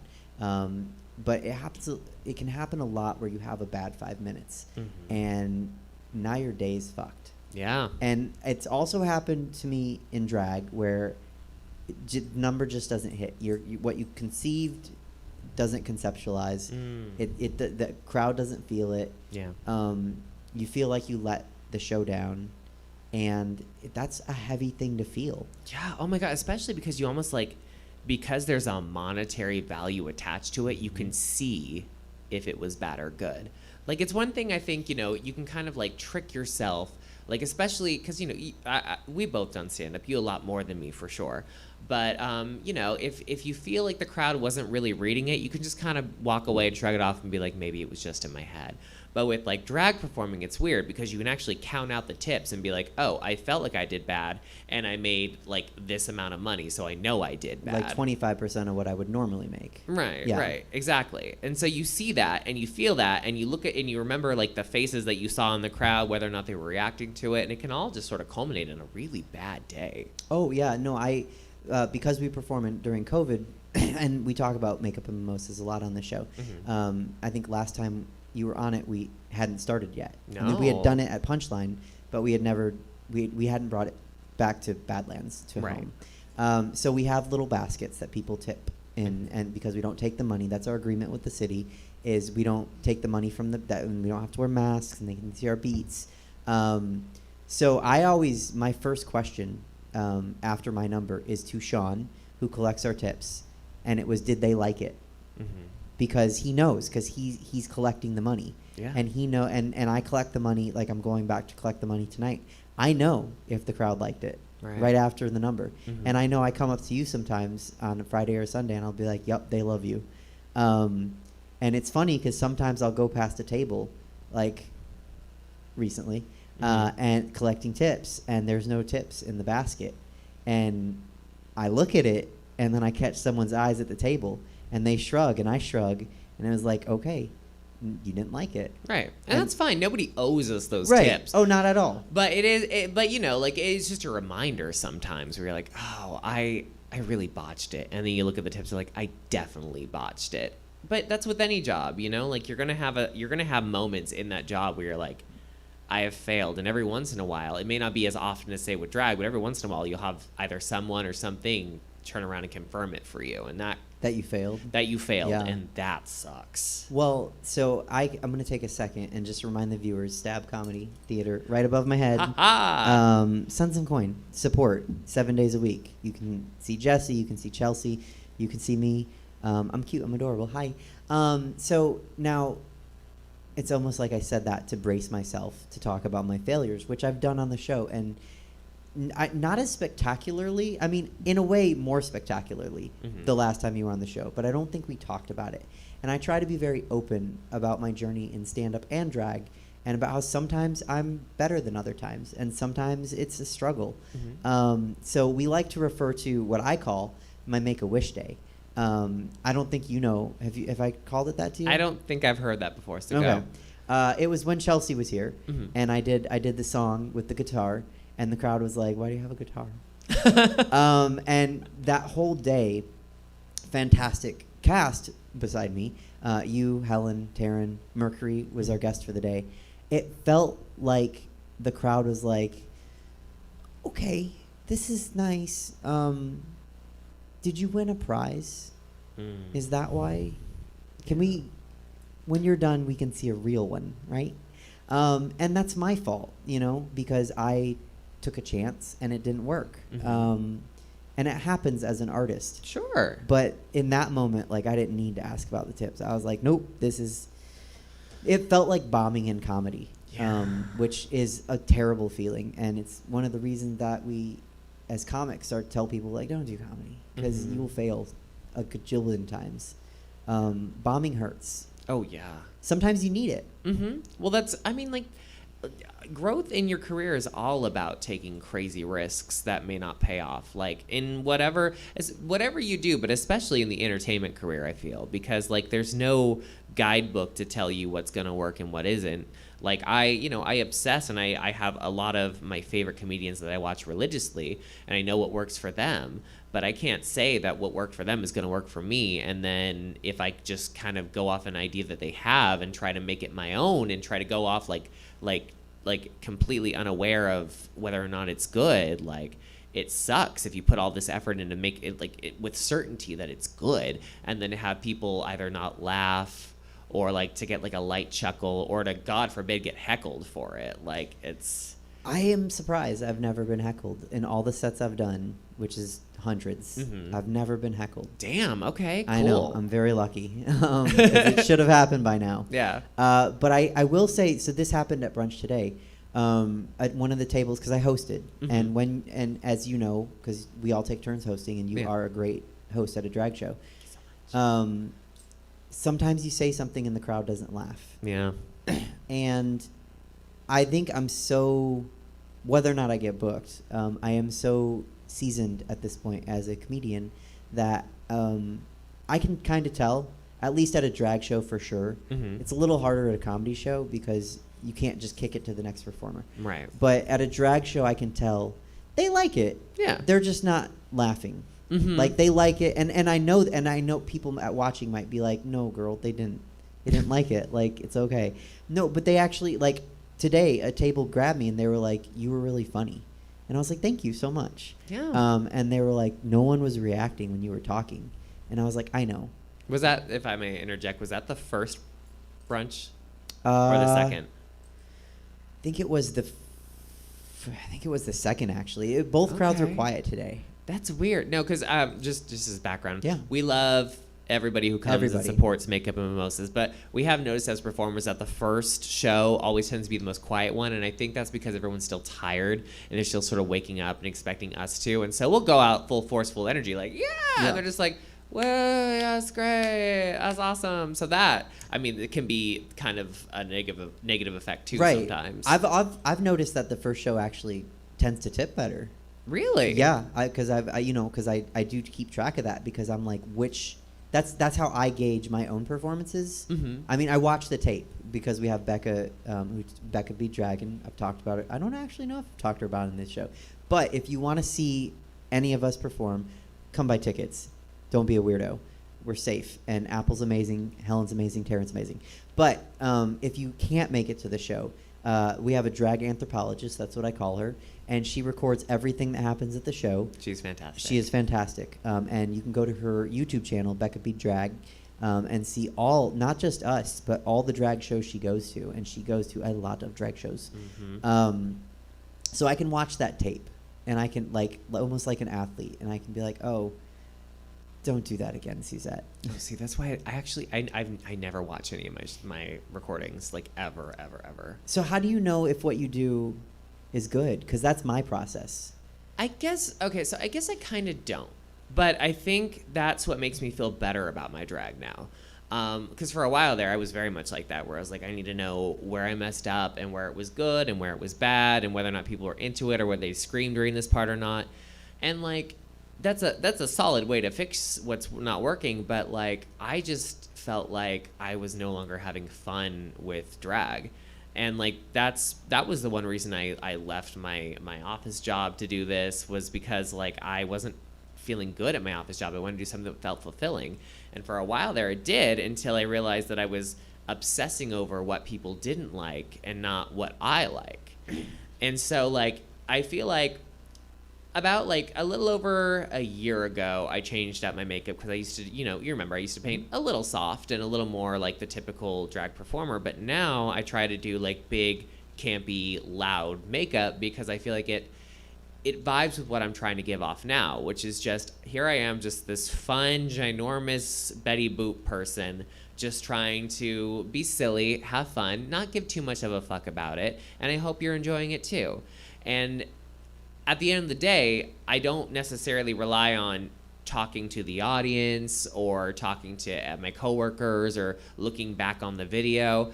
If I walk away with what I feel is a decent amount of tips, and if I feel like I enjoyed it and I had fun with it and I didn't completely eat it, then that's enough for me to feel satisfied and that I did a good job with it. Yeah, well, I mean, just like we were talking, we're all coded differently. Yeah. So if that's what works for you, it certainly is working. I mean, I don't think anyone can say it's not, right? But if that doesn't work for someone else, if they want to watch tape back or they want to break it down, if that's what helps you get better, then do that. Yeah, there's no wrong answer for this because there's no textbook for doing this. I've never seen a drag for dummies or like a drag handbook, and if so, RuPaul would have cashed in on that like ages ago. Well, okay, so and we might have talked about this last time I had you on the show. You did me a huge favor and joined me for the show today. So I didn't really do research on what we talked about last time. I should have been a better host. I think it was mostly this though. It was this. I just don't want to ask duplicate questions, I guess. Word. But I don't think we talked about drag families. Mm-mm. And like I will claim you loudly and proudly all the time as my drag aunt. Did you have a strong drag family? You didn't. I know this. Mm-mm. No. So I grew up in Cameron Park, which if any of you cringed, you know, and if you don't, it's a very small town right before Placerville. There's nothing there at all. Like our motto was Cameron Park, a special place to live, and if that's all you got going for you, that's nothing. Yeah. The coolest thing we had was that our fire department burned down. That was it. I don't know how that happened. It's an ironic situation. Because who do you call, right? But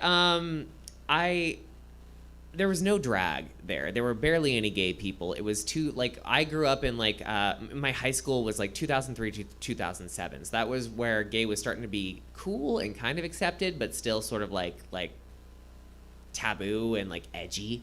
And so there certainly weren't any drag performers, and I didn't come down to Sacramento, and I didn't know a lot of drag performers in Sacramento. So I got involved and interested in drag around probably season 2 of RuPaul's Drag Race. That was my first big introduction to it, aside from seeing Taryn 3 over at Barfly when I was 21 years old, and I was like, wow, that's cool. I knew that it's what I wanted to do, but there was no one who could really teach me anything. So I, being the absolute nerd that I was, and I was a cosplay enthusiast that would do a whole bunch of costumes and stuff like that, I relied on YouTube, and I would watch, people I think Misty Eyes, who I want to say is from Florida, was my first big influence in drag, where I just watched all of her videos, and she'd show me how to glue down brows and paint things on.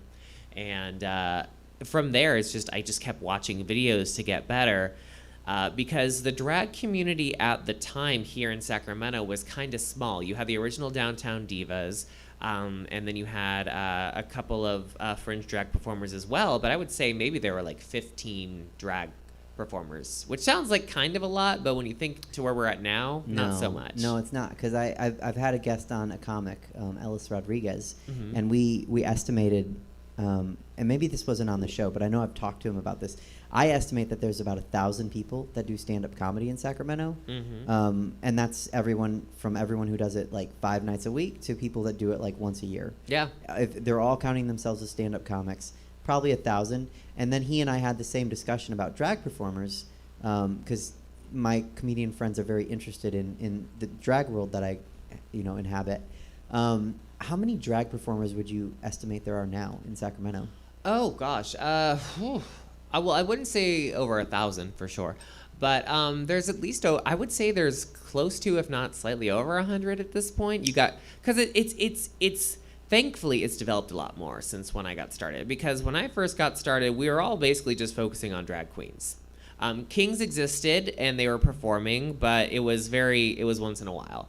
And so now we have drag queens, we have drag kings, but then we also have people who are, kind of rejecting both of those and kind of like lying in between with their drag performances. And so like, it's culminated in just a lot of drag in this area, which is cool in the sense that we now have all this diversity for drag, but then the backlash to that is like, there's only so many shows and it's hard to kind of get everybody involved with it. So this is an interesting thing going on right now, and we don't have too much time, but there are only so many shows, and there are probably, I agree with the estimate. I always think it's about 10% of what the drag scene, just in general, in the world, is probably 10% of what the comedy scene is. So I would say probably over 100. Yeah. Everyone can't be booked. And everyone can't be booked all the time, but it creates a lot of tension. Yeah, and that's happening right now.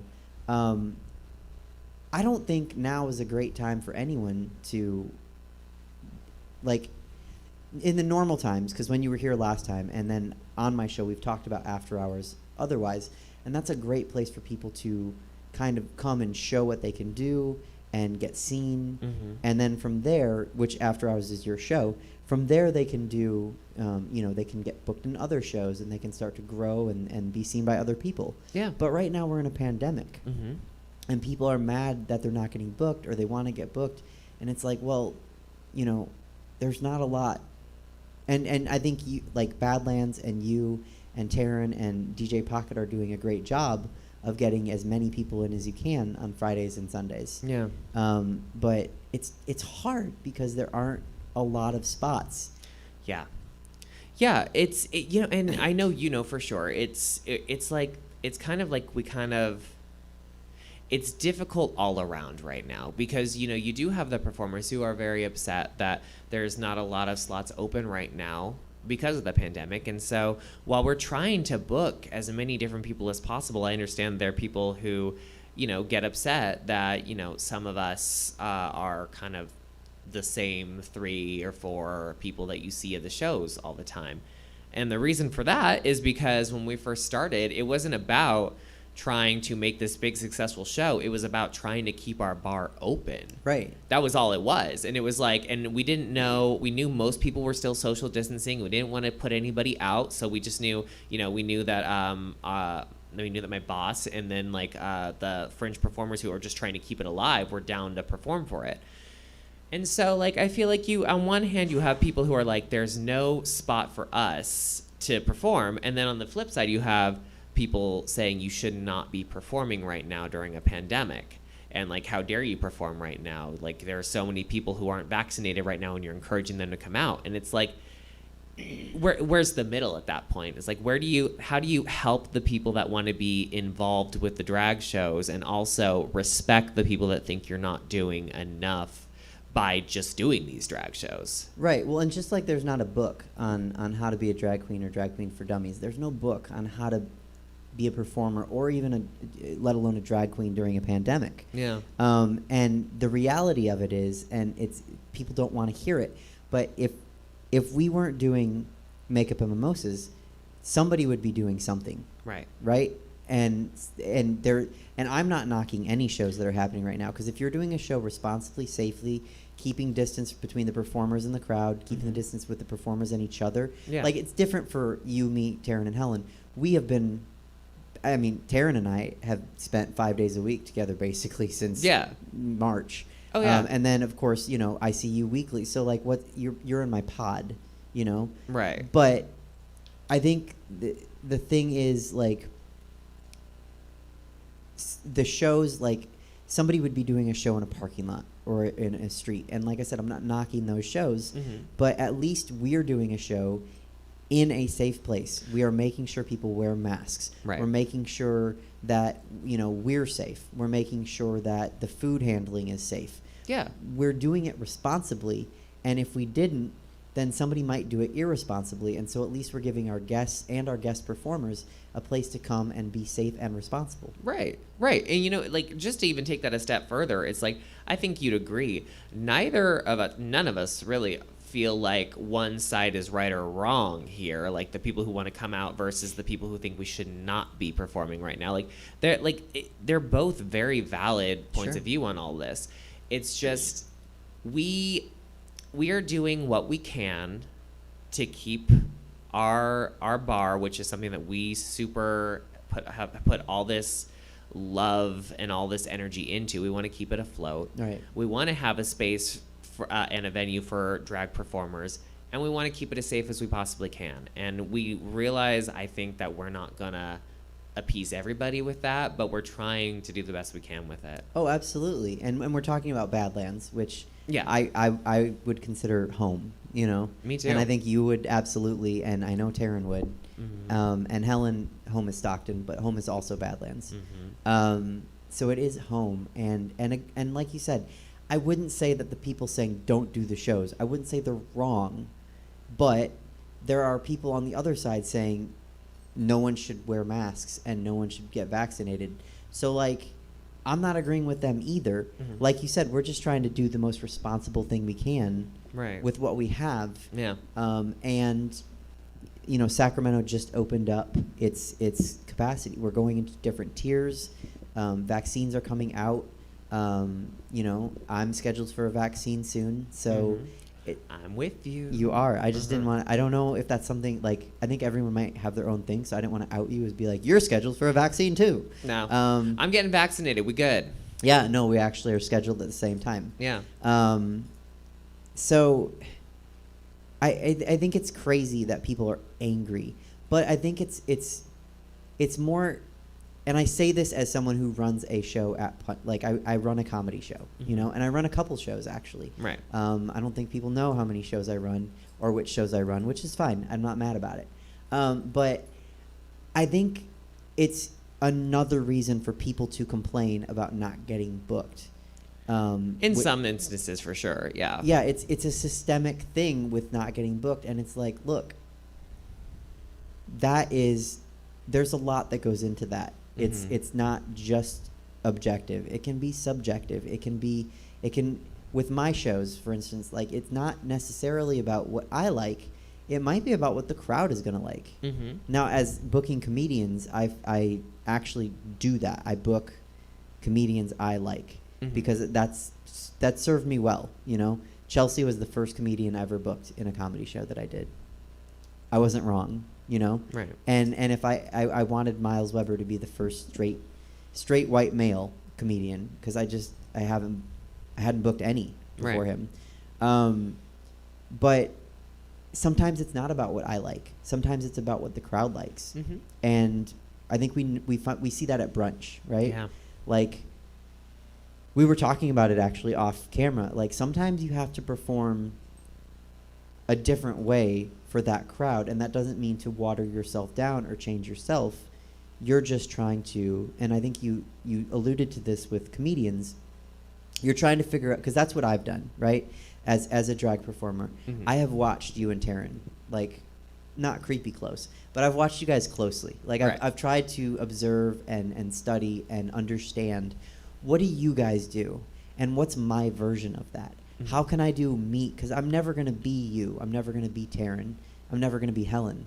No one will ever be Helen. She has 35 toes. She sure does. But how can I do my version of that? And, you know, anyone that knows you and me, like, would say, yeah, you're a lot closer to Apple. But also, I think I share some similarities with Taryn. I think I share some with Helen. Mm-hmm. And so it's like, how do I do that?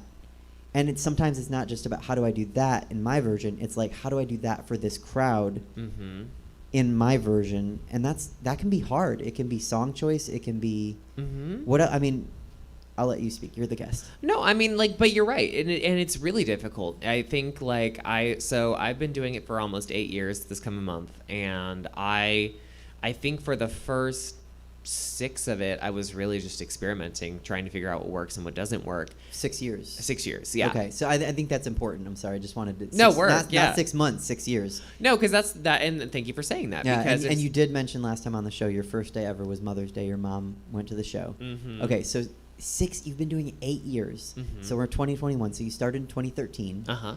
And until 2019, how did you feel about your drag? I felt like I was, and this, this goes into like a long ass conversation Sure. with therapy and stuff like that. But basically what it comes down to is I started being very aware that my drag was, me doing drag was so hyper fixated on what other people liked about it and what other people expected of it, which when it's your job, I get that. But I wasn't having fun with it, and it wasn't something that I felt like I was doing for me anymore. It was all about what do other people want to see in me.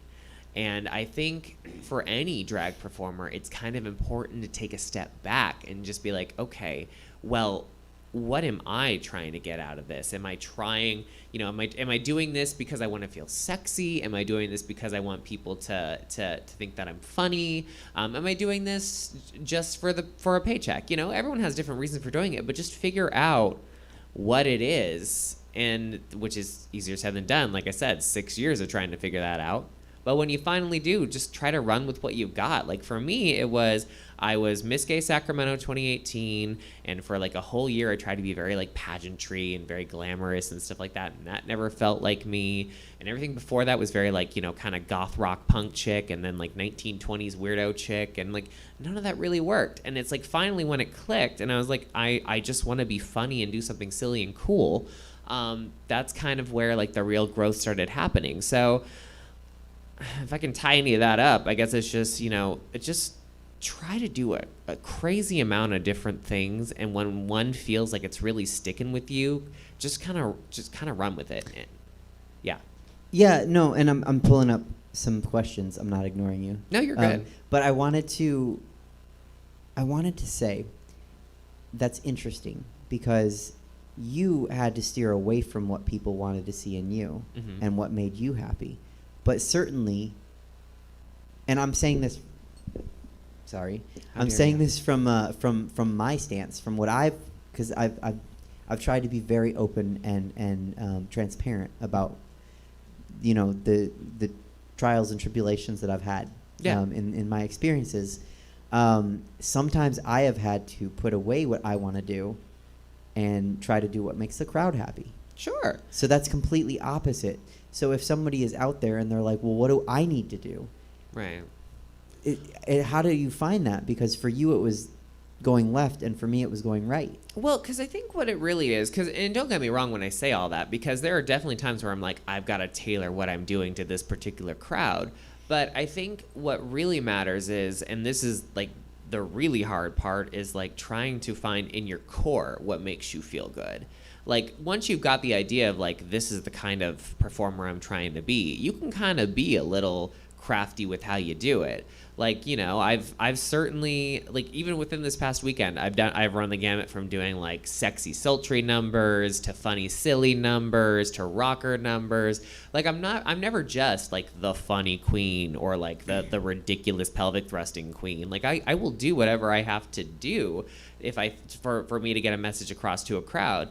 I don't feel like I always have to be a certain type of performer, but in my core, like when I break it down, I know overall what I'm trying to get across. So I think that's the takeaway is you can alter your drag for a crowd or for a situation as long as you know what you're trying to get across.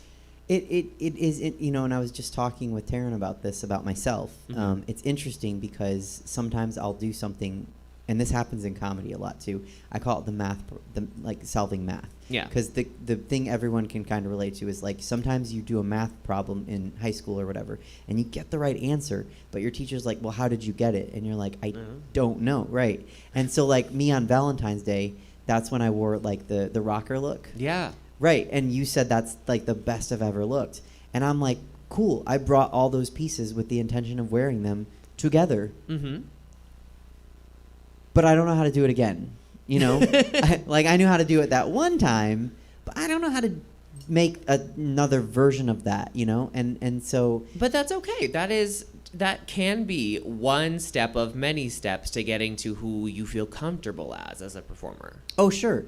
And you know, I had kind of a cool breakthrough last week because something I like to do is do weird songs that people haven't heard, which is that's not always the advice you get. Right. And for some people, it doesn't work at all. No, but still take those risks. Like always Sometimes, take yeah, those sometimes risks. you have, and it depends on the show. Yeah. You don't want to do it in every show. Yeah. But I did take a weird risk last week and do a song that I wasn't sure if people had heard, but it worked. Mhm. And so it's kind of like the same thing with that outfit with the math equation. I'm like, but now I knew what I was doing that time. I was like, Yeah. okay, I'm going to do this. I'm going to do this my way. I'm going to be Suzette Veneti. Good. I'm going to do this weird song, and I'm going to have fun. Mhm. So I kind of took everything that we've talked about, and we'll see if it works. Right. And it did, but now I'm like, can I make that conscious journey to that point again? Or if I do it again and it fails, like, was it a fluke? Well, and that's just it. Like whatever ends up sticking and what doesn't, like you have to kind of, and this is the hard part because I know you and I are kind of wired the same in wanting immediate results. You gotta trust the process of all of it. You have to understand that it will click, but it may not click immediately. You know, like I said, like it was literally 6 years of me just like feeling around in the dark, almost giving up a bunch of times, until like something kind of clicked and made me realize, okay, this is what I want to do. So absolutely trust the process and respect where you had some successes with that fabulous punk rocker look and that whole performance. It was fabulous. And even if that's not where you end up being, it was a good stepping stone to get there. Yeah, it's kind of like playing hot and cold, like when Mhm. you're young and like you're getting hotter, you're getting colder. Okay, that worked. Yeah. So, and then me, analytical, you know, I'm going to start breaking that down, like what worked. Mhm. You might not because you're just like, well, it was fun. I just want to have fun. That Right. works for you. You Yeah. know, it doesn't work. I just want to stress it doesn't work for everybody. No, Because and we're going to that's- have somebody that's messaging us chill. like, I have fun. Like, yeah, well, you know, that's great. But if the audience isn't digging your fun, that's because at the end of the day, shows do have to sell tickets. Yeah, that's the thing. Like, I don't think a lot of people understand because we get a lot of like newcomers who are like, how do I get involved with like the brunch show or how do I get involved with the evening shows and stuff like that?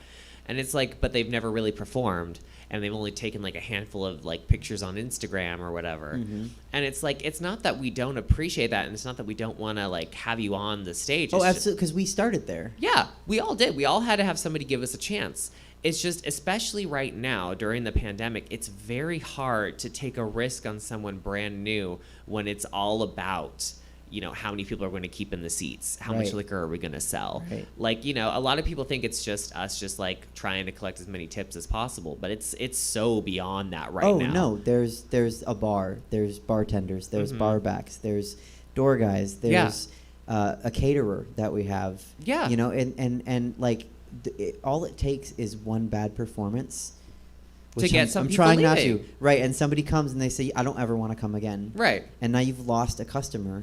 And And maybe it's not even that dramatic. Maybe it's just like two like kind of tipsy friends who are like, okay, this show's shit. Let's go somewhere else. Right. Like, and then you've lost those people. you have. And it's like, and that's where we're at with it. It's like, as much as we want to take a risk on a whole bunch of new performers, we have to also understand that right now it is about trying to keep the business afloat. So we have to rely on the people that we know can at least keep the butts in seats. Well, it's not just, it's that. That is a big, big, big thing that goes into booking guest performers. Yeah. Another big thing is we've had a list of guest performers we've wanted to work with Mm-hmm. since March. Yeah.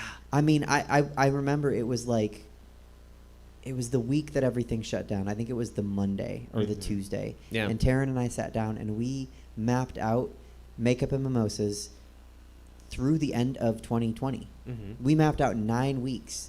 We mapped out who was going to guest. We mapped out which of us was going to host, who was going to be the tip girl, because it was a different format that we had. We were at a different location. Mm-hmm. We mapped it all out.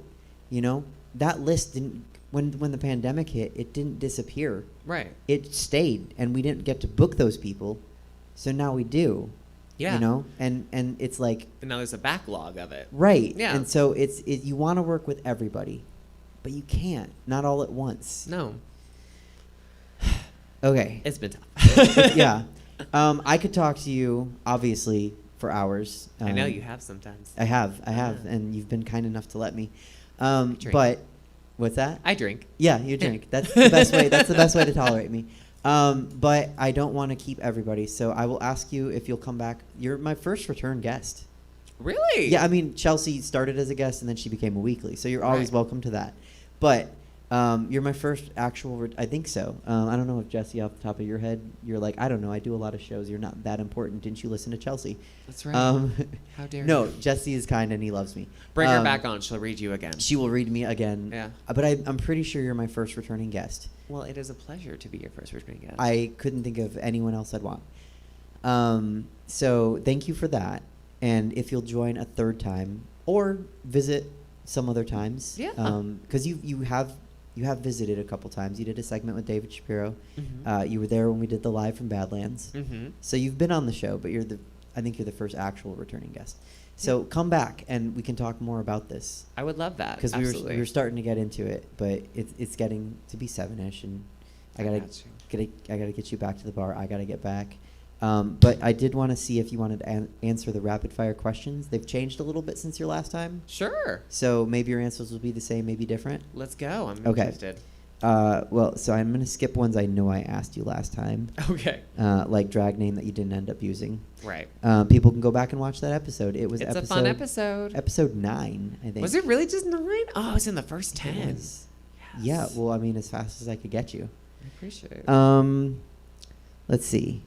Which do you think the COVID-19 pandemic has affected more, the straight dating scene or the gay dating scene? I think the gay dating scene was unfortunately always going to happen during the pandemic, so I don't think it really affected them. And I'm not saying that the gay people have been more deplorable. I'm just saying, like, we've got our apps and it's really easy to connect. I will say, that's not a fast answer. So yeah, I will say. That's okay. They never are. I will see the straight scene probably. I am contagious with my talking, and it gets I know. people. I know, right? I'm trying to keep you on top of it, but I'm also like, that's a good question. Yeah, thank you. You know, I'm gonna agree, and I'm gonna reference this only because he put it on Facebook, so it's out there. Ty Rivera, a friend of mine, Right. and you have heard of I his love comment. Ty Rivera. I love him. His status this morning, Mhm. I want to say at like 5 in the morning, he met a guy at an intersection, followed him to a gas station, and they fucked in a park. And I was like, I wish you were coming to brunch because I would do Call Me Maybe, but I'm sure there's a remix out there that's like Fuck Me Maybe. Hey, I just met you. And this is crazy. It's crazy, But but here's this bush, so fuck me maybe. right. Yeah. And I'm like, Ty, why aren't you in Sacramento so I could do that for you? And that would be a risk actually, because that's a song for one person. I think, but here's the thing that I've learned. Yeah. That's funny enough. I think that everyone would get it. Yeah. Playing air guitar for 2 people in the crowd, maybe not. Maybe not. Fuck Me Maybe. I think that has mass appeal. Did you do air guitar today? I did not. Okay, because I did it for like 2 numbers, so I was like, oh, if you did it too, that was way too much air guitar in one drag show. No, well, I mean, Okay. there were. I'm not going to out anybody. I was one of the people, but 4 of us. I think you were the only one. Did songs by the same artist, That's right. So it it was Whitney happens. and who else? Natalia Kills. That's right. Yeah. Okay. So watch Becca B. Dragon's feed, and you can figure it out. That's right. Okay, so the gay dating scene. Which is your favorite position to imagine straight people having sex in? Straight guy under me. That's it. That's it. Oh, I grew up in Cameron Park. Straight guys was where it was at. Straight guy under you. That's right. We have some straight guys that work brunch sometimes with the caterers. I know. They're so cute. Sometimes in the crowd, yeah. I respect their boundaries and the fact that they are heterosexual, but sometimes they just have lovely muscles, and I like to look at them. But at least they're good humored about it. Yeah. Another queen that we both know, Queen Dilly Dally. Oh, I love QDD. Her post, I think it was yesterday or maybe again, like 4 a.m. this morning. I'm Uh-huh. up early for brunch. She told some guys that she met that were friends of friends that they were DILFs. Dudes I'd like to I'm Right. assuming. And they did not handle it well. Yeah. And it's like, just say thank you. You know what? Like, okay, so like that one's kind of loaded because it's like, word. I wonder where the offense was. Was it because I don't know for sure if it was the whole I like to fuck thing that would upset them, or if it was just like the compliment from a gay man saying that they're attractive. Because if it was like my personal boundaries thing, that's a whole nother thing. But if it's like you're saying this as a gay man saying that I'm sexy, that upsets me. That's different. That's not. I don't know. I think straight men say a lot of things to a lot of people that are similar to that. So You are so right. if you're getting it back and you don't like it, you're probably saying it to someone. Because most people, most people that are okay hearing it are like, thanks, that's a compliment. Yeah. Probably aren't saying it to people because they're respectful and they know how to take a compliment. Yeah. Well, So- also if they're a certain age and they think, oh, you think I'm a dad? I'm like 25, bro. It could be a Like, dad. yeah. Okay, I just thought it was dudes, but you're right, dad. Oh, well, I assume because MILF. Right. Right. I'm dumb. I'm blonde. So, yeah. I mean, everyone watches the show knows I'm blonde. Okay. I think I asked you all the rest of them, but let's see if anything's changed when it comes to this. Let's go. DC or Marvel? DC. I know. But I am saying, largely because of Disney Plus, I am starting to find more love for Marvel. WandaVision was everything. I'm really into Falcon and the Winter Soldier. It's given me a lot of background and depth that I didn't always thought was like part of the Marvel universe. It's always been there. Cool. Welcome. Thank you. Yes, it's nice to have you. If we're at the bar and someone's buying us shots, what are we shooting?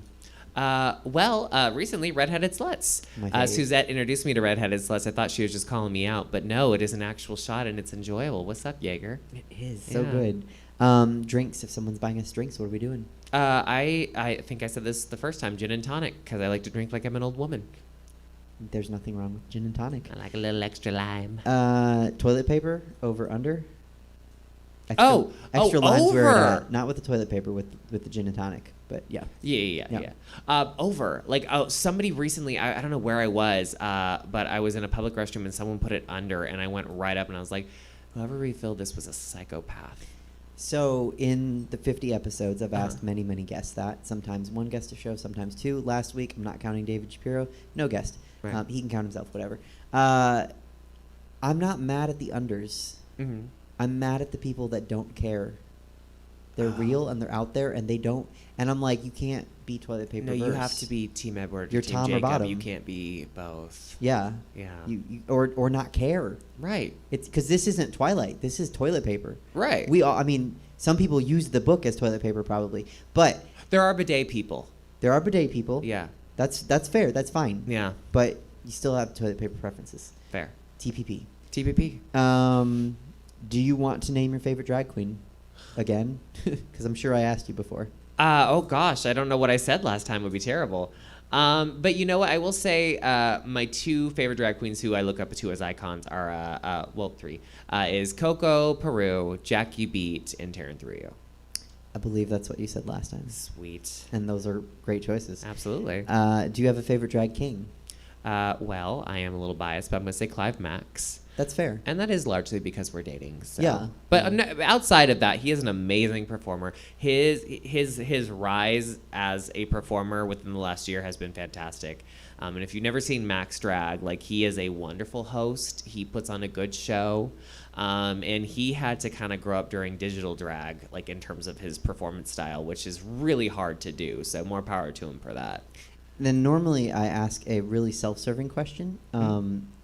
I'm not going to ask you, but it's, do you think I'm pretty? Instead, I'm going to ask a different self-serving question. Do I think I'm pretty? Sure. Okay. Do you think Yes. you're pretty? I really do. I think you are too. Thank you so much. I hope if anyone's watching, you're like, Apple's so pretty. And I love that. I said it multiple times to you, off stage, off camera, and on mic at brunch. I love that dress. Thank you. And it's amazing. And I'm sad I don't own it. Okay. This is just a loaded question. Let's go. Do you have a favorite drag princess? I do. Oh, Yeah. okay.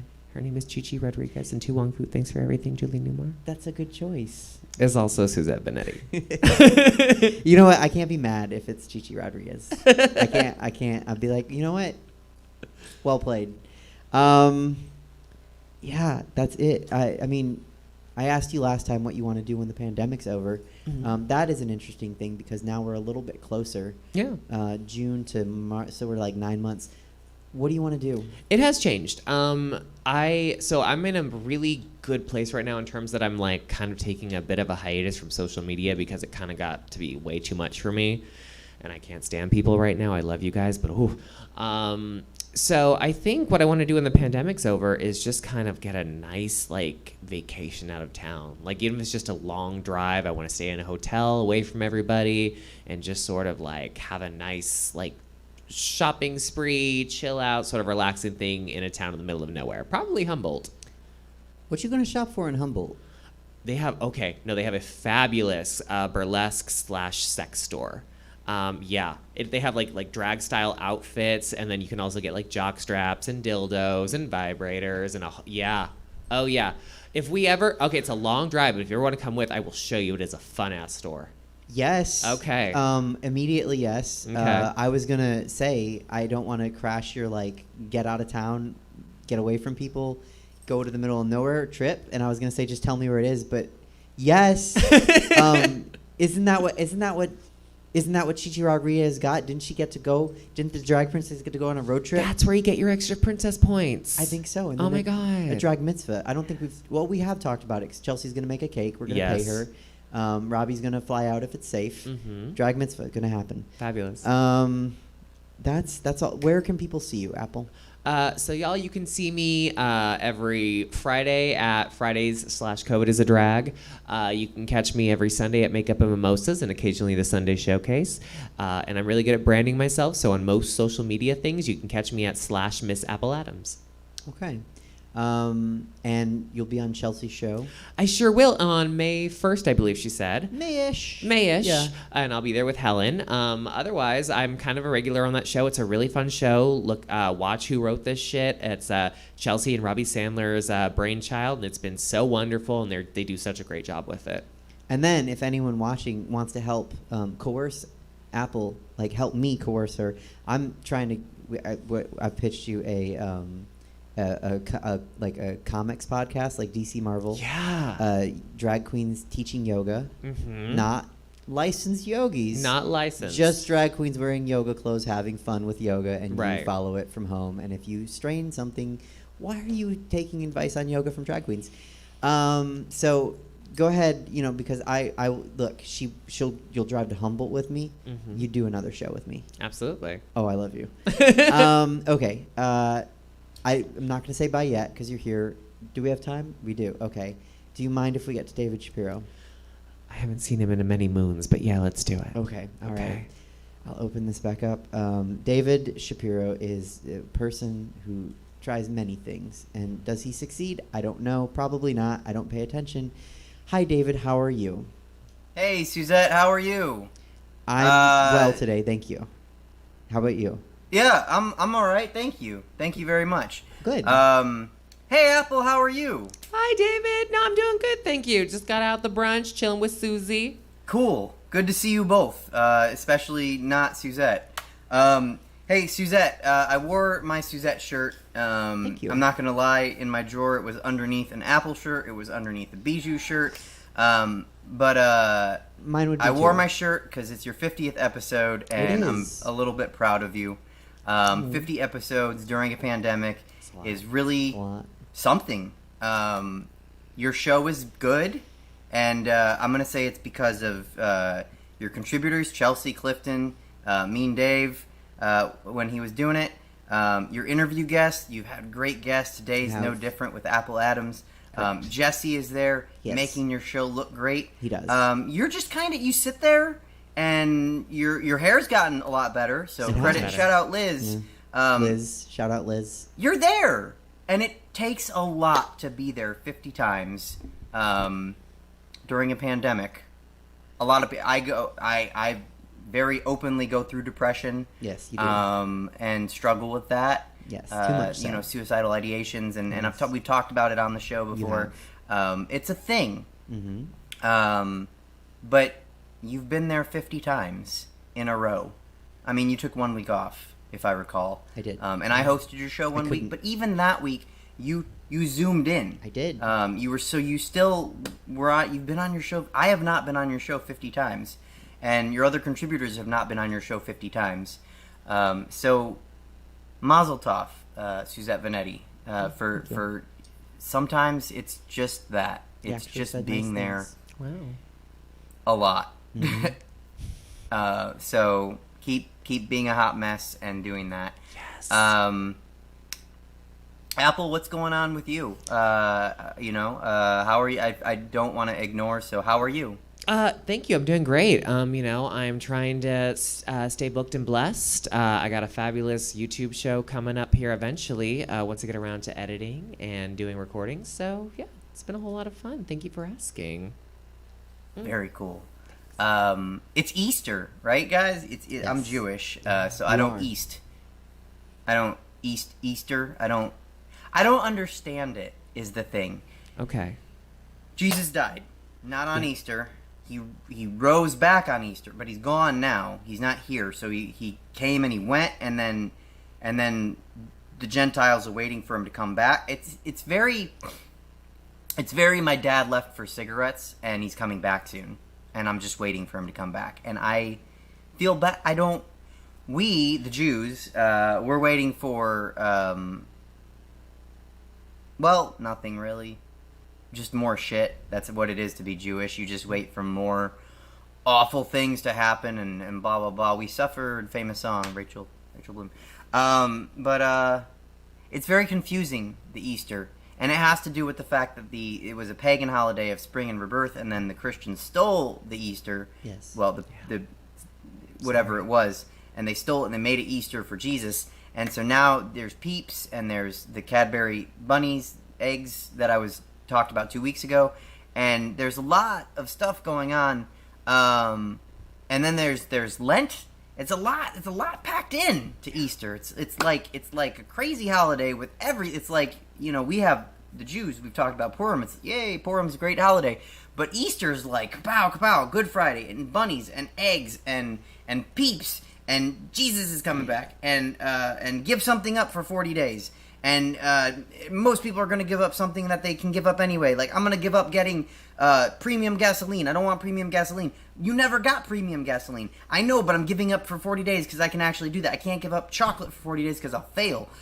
So, I'm not criticizing anyone. I'm just confused. So if anyone could explain Easter to me, that would be cool. Because I've done my job, my Jewish civic duty. I don't think that's a thing. I think maybe in Israel, and then you serve for the military for 2 years, which I am not fit to do. But I've done my job as your resident Jew, even though you've tried to replace me with Robbie Sandler. I've done my job as your Jew of the show to explain Jewish holidays as they come and go in the calendrical year. Someone explain Easter to me. Suzette, can you explain Easter to me? I think you got it. It's a holiday that's been grafted onto I didn't think another so. holiday. Okay. Apple, can you explain? Yeah, Easter so real to me? quick, Jesus is the Son of God. Because he is a deity, he lays eggs, and him and his friend Peter Cottontail went to rob banks, I think, right? I don't know. That sounds good. Okay. Yeah, it's still not making sense. Sorry. I think maybe because I'm Jewish. Maybe that's it. Maybe. It's a weakness and it'll never make of you. sense to me. But that's okay. Yeah.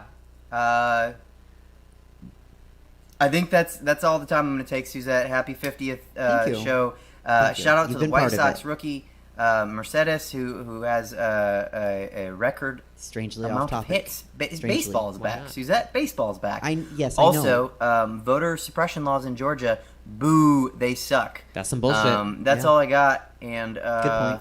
maybe I'll see you later, Suze. I hope not. So be well, and don't stray from Liz, and keep booking Never. good guests. Always. And also, you're welcome. I was like your guest last week, No. so I will expect whatever, a poster or something. I don't want to hug. Don't touch me. I don't like you that much. But It's mutual. Jesse, that's an alarm. I gotta go. Apple, Suzette, you guys all have a good night. Happy 50th. See you later. Bye, David. It's like he set an alarm so he would know when to shut up. Sounds about right. Yeah. or it's to get to the show tonight, which I got to get back, got to get you back. Right. But this has been the 50th episode. Apple Adams, thank you so much for being here. Thank you so much for having me on your 50th. That's such an honor. It worked out so well that way. Yes, the hell it did. I'm so grateful. Thank you to Clifton. Thank you to Chelsea. Thank you to Myles. Thank you to Heather. Of course, thank you to Jesse. And thank you to Stab Comedy Theater. Because 50 shows during a pandemic, David said it is a kind of big deal. Yeah, it absolutely is. Pat on the back. You did a good job. Thanks. Yeah. Hopefully I keep doing it. Yeah. So that's the show. We'll be back next week. I don't know with who yet. I might have to ask guys to come back. But we'll be back. 5:03 on the 11th. See you then.